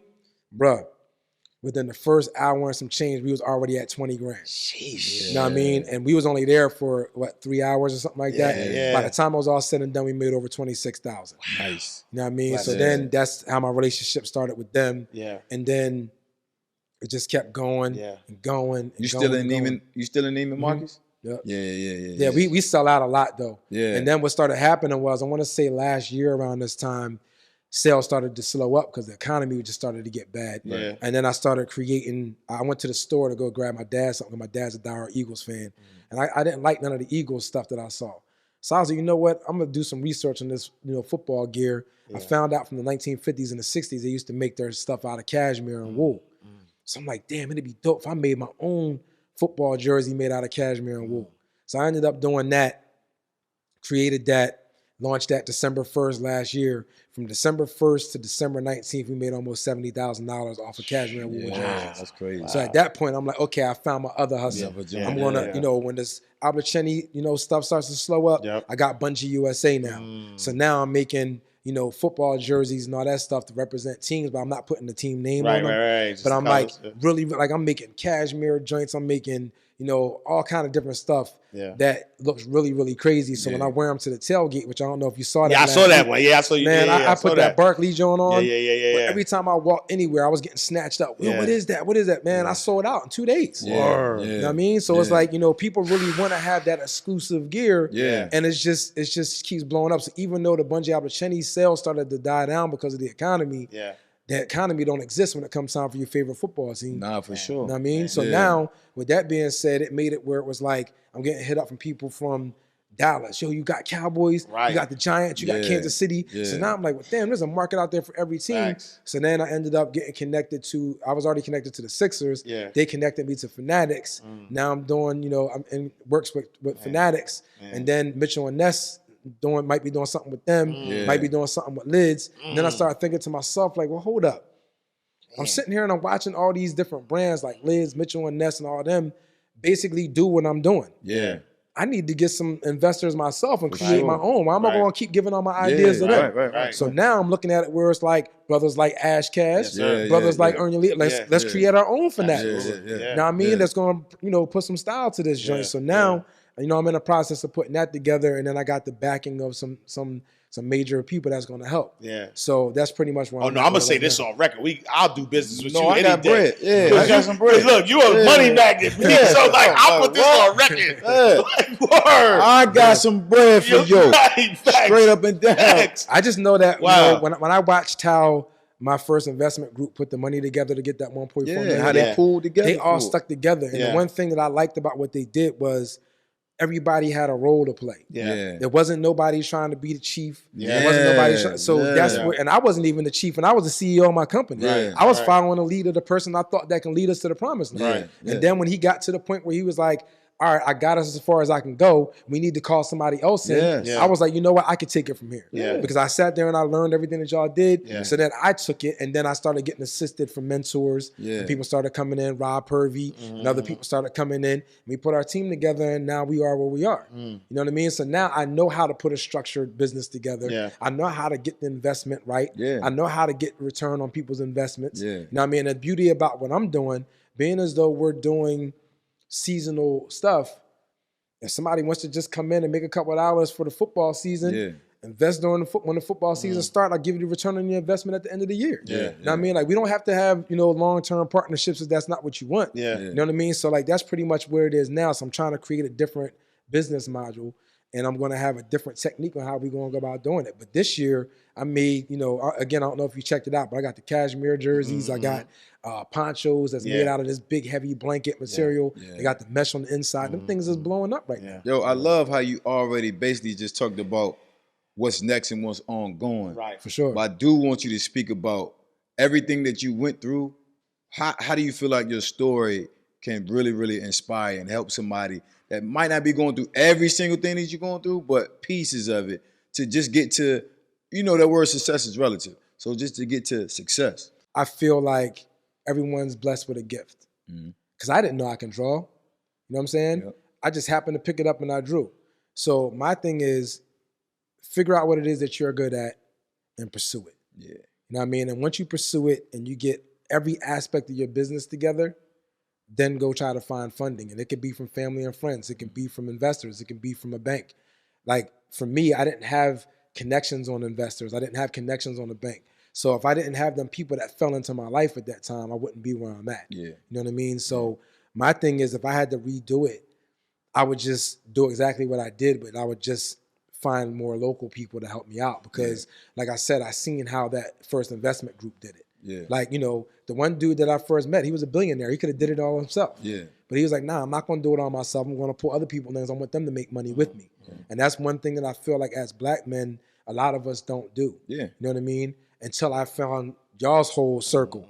Then I'm like, damn, this does exist. It's not just me. Yeah. You know what I mean? So now it's like, how for me from Philly get tapped in with them? You know what I mean? And then it's like, it just kept working. And like I said, I just, I feel like the only advice that I can really give anybody is get that little quick, fast money scheme out of your head and focus on the business. Because when I was doing that little, I'm going to take the $75 and I'm going to go make $300, that's that quick money scheme. I ain't on that anymore. I'm trying to, have a longevity business that's going to be around forever, that's going to be able to help change what our dynamic is. Straight up. You know what I mean? Yeah. So, off of this whole Bungee USA, Bungee Opportunity thing, we can provide so many other facets of that business. Yeah. So it's like, I kind of wanted to be like the Amazon of what it is that I'm doing. So like, let's say Bungee brand is the website. Yeah. Anyone that has been formerly incarcerated or even anyone that has a business, how about if we all join forces, we all get on underneath the same website and y'all sell y'all brand off of my website. I'm popping right now. Right. You know what I'm saying? Nah, So if you have a brand, put your brand on my website. Yeah. Put your brand on my website. Let's all work together. We can do this thing together. Let's make money together. So that's kind of how, and it doesn't have to be clothing. It could be, anything. And the thing that gets me about us as a people, I kind of feel like we always try to gravitate towards the same things. Yeah. You know what I mean? It's like when you think about hip hop, for example, everybody wanted their own record label. Right. Everybody wanted a clothing brand. Yeah. Now everybody's doing their own alcohol. Yeah. It's like, bro, there's a million things out there that we can be doing. That we can do. Don't just be don't just think that, I'm going to start this brand tomorrow, press that name on the shirt, and I got a full-fledged brand. It doesn't work like that. Right. And people ain't going to respect that. Yeah. So it's like, now it's like, since I have so much knowledge, I like to share it. So as of right now, it's like, I speak at prisons. I speak at high schools. I spoke at Wharton on Thursday, Wharton Business School. Yeah. I spoke at Penn State. I spoke at Villanova. Yeah. So I'm trying to give back every way that I possibly can Yeah. to try to show people that you don't have to have the typical business schooling to be able to run your own business. Yeah. That's powerful. Yeah. So That's powerful. Yo, Darrell Alston, y'all, the billion dollar brand, bro. Like I see it though. Like I'm telling you, like I'm like I see it, bro. Like I see you building a $1 billion brand because everything again, your energy, you are a money magnet, and your energy towards business, how you look at things. I haven't heard an excuse from you not one time. Not once. Everything is just kind of like flowing all together. If people wanted to connect with you, if they want to build with you, where can they find you? you can go to bungeebrand.com. That's the Bungee Opportunity brand. You can go to bungeeusa.com. That's my football stuff. And you can follow us on Instagram at Bungee Brand. That's where you can hit me up, inbox me or whatever. Yeah. Man, yo, this is crazy. Yeah. Yo. And the thing is, I'm interested in building. Yeah. Because like I don't want to like keep everything to myself. Yeah. I want to be able to try to build like an economy for us. Yeah. And I'm not just trying to make it about black people because it's not. No, it doesn't matter if you black, white, whatever it is that you are. I'm down to do business with you because it's about trying to create something and making it so that people like me can get jobs. I look at it where it's like if I didn't do what I did, where would I be working at right now? You know what I mean? Because you know, I didn't go to college. I didn't have any kind of job experience. All I had was prison. And you know, for me, I met the most brilliant people in jail. Absolutely. So it's like, you know, when people come out of jail and they hit me up and they want opportunities, I've been giving them to them. You know what I mean? And the thing is, when I say giving opportunities, I'm not saying a job with me. I have different connections. Whereas like if you're a plumber, I know people that have plumbing businesses. Or if you're an electrician, I can help you with that. If you're a car salesman, I got to connect on that. So I really want to try to build like a community of that. So if people need help, whether you're formerly incarcerated or not, I know college kids that went to college and don't have jobs. So, you know, that's all I really want to be able to do. So, hit me up at Bungee Brand on Instagram. I don't want to hold y'all anymore. Nah, you good. Nah, you good. We let you cook. Crime pays, yo. I appreciate you coming through. Yes, sir. Like you said, he threw the bat signal out there, and you came and responded, bro. And did you respond in a major and big way? So I appreciate the conversation, my guy. And I really know and believe that someone just got blessed by this by watching this. You know, and that's why, you know, I know they did because I got blessed off that Earn Your Leisure joint. So absolutely. you know what I mean? You know, and so that's why we do this. That's why we're passionate about this. That's why we're, you know, just looking forward to continuing to sharing stories of those who are thriving beyond the wall. This is Crime Pays. I am Ash Cash. I'm Jay White, first name, last name. Yo, we're going to see y'all next time, same place. Peace. We out of here.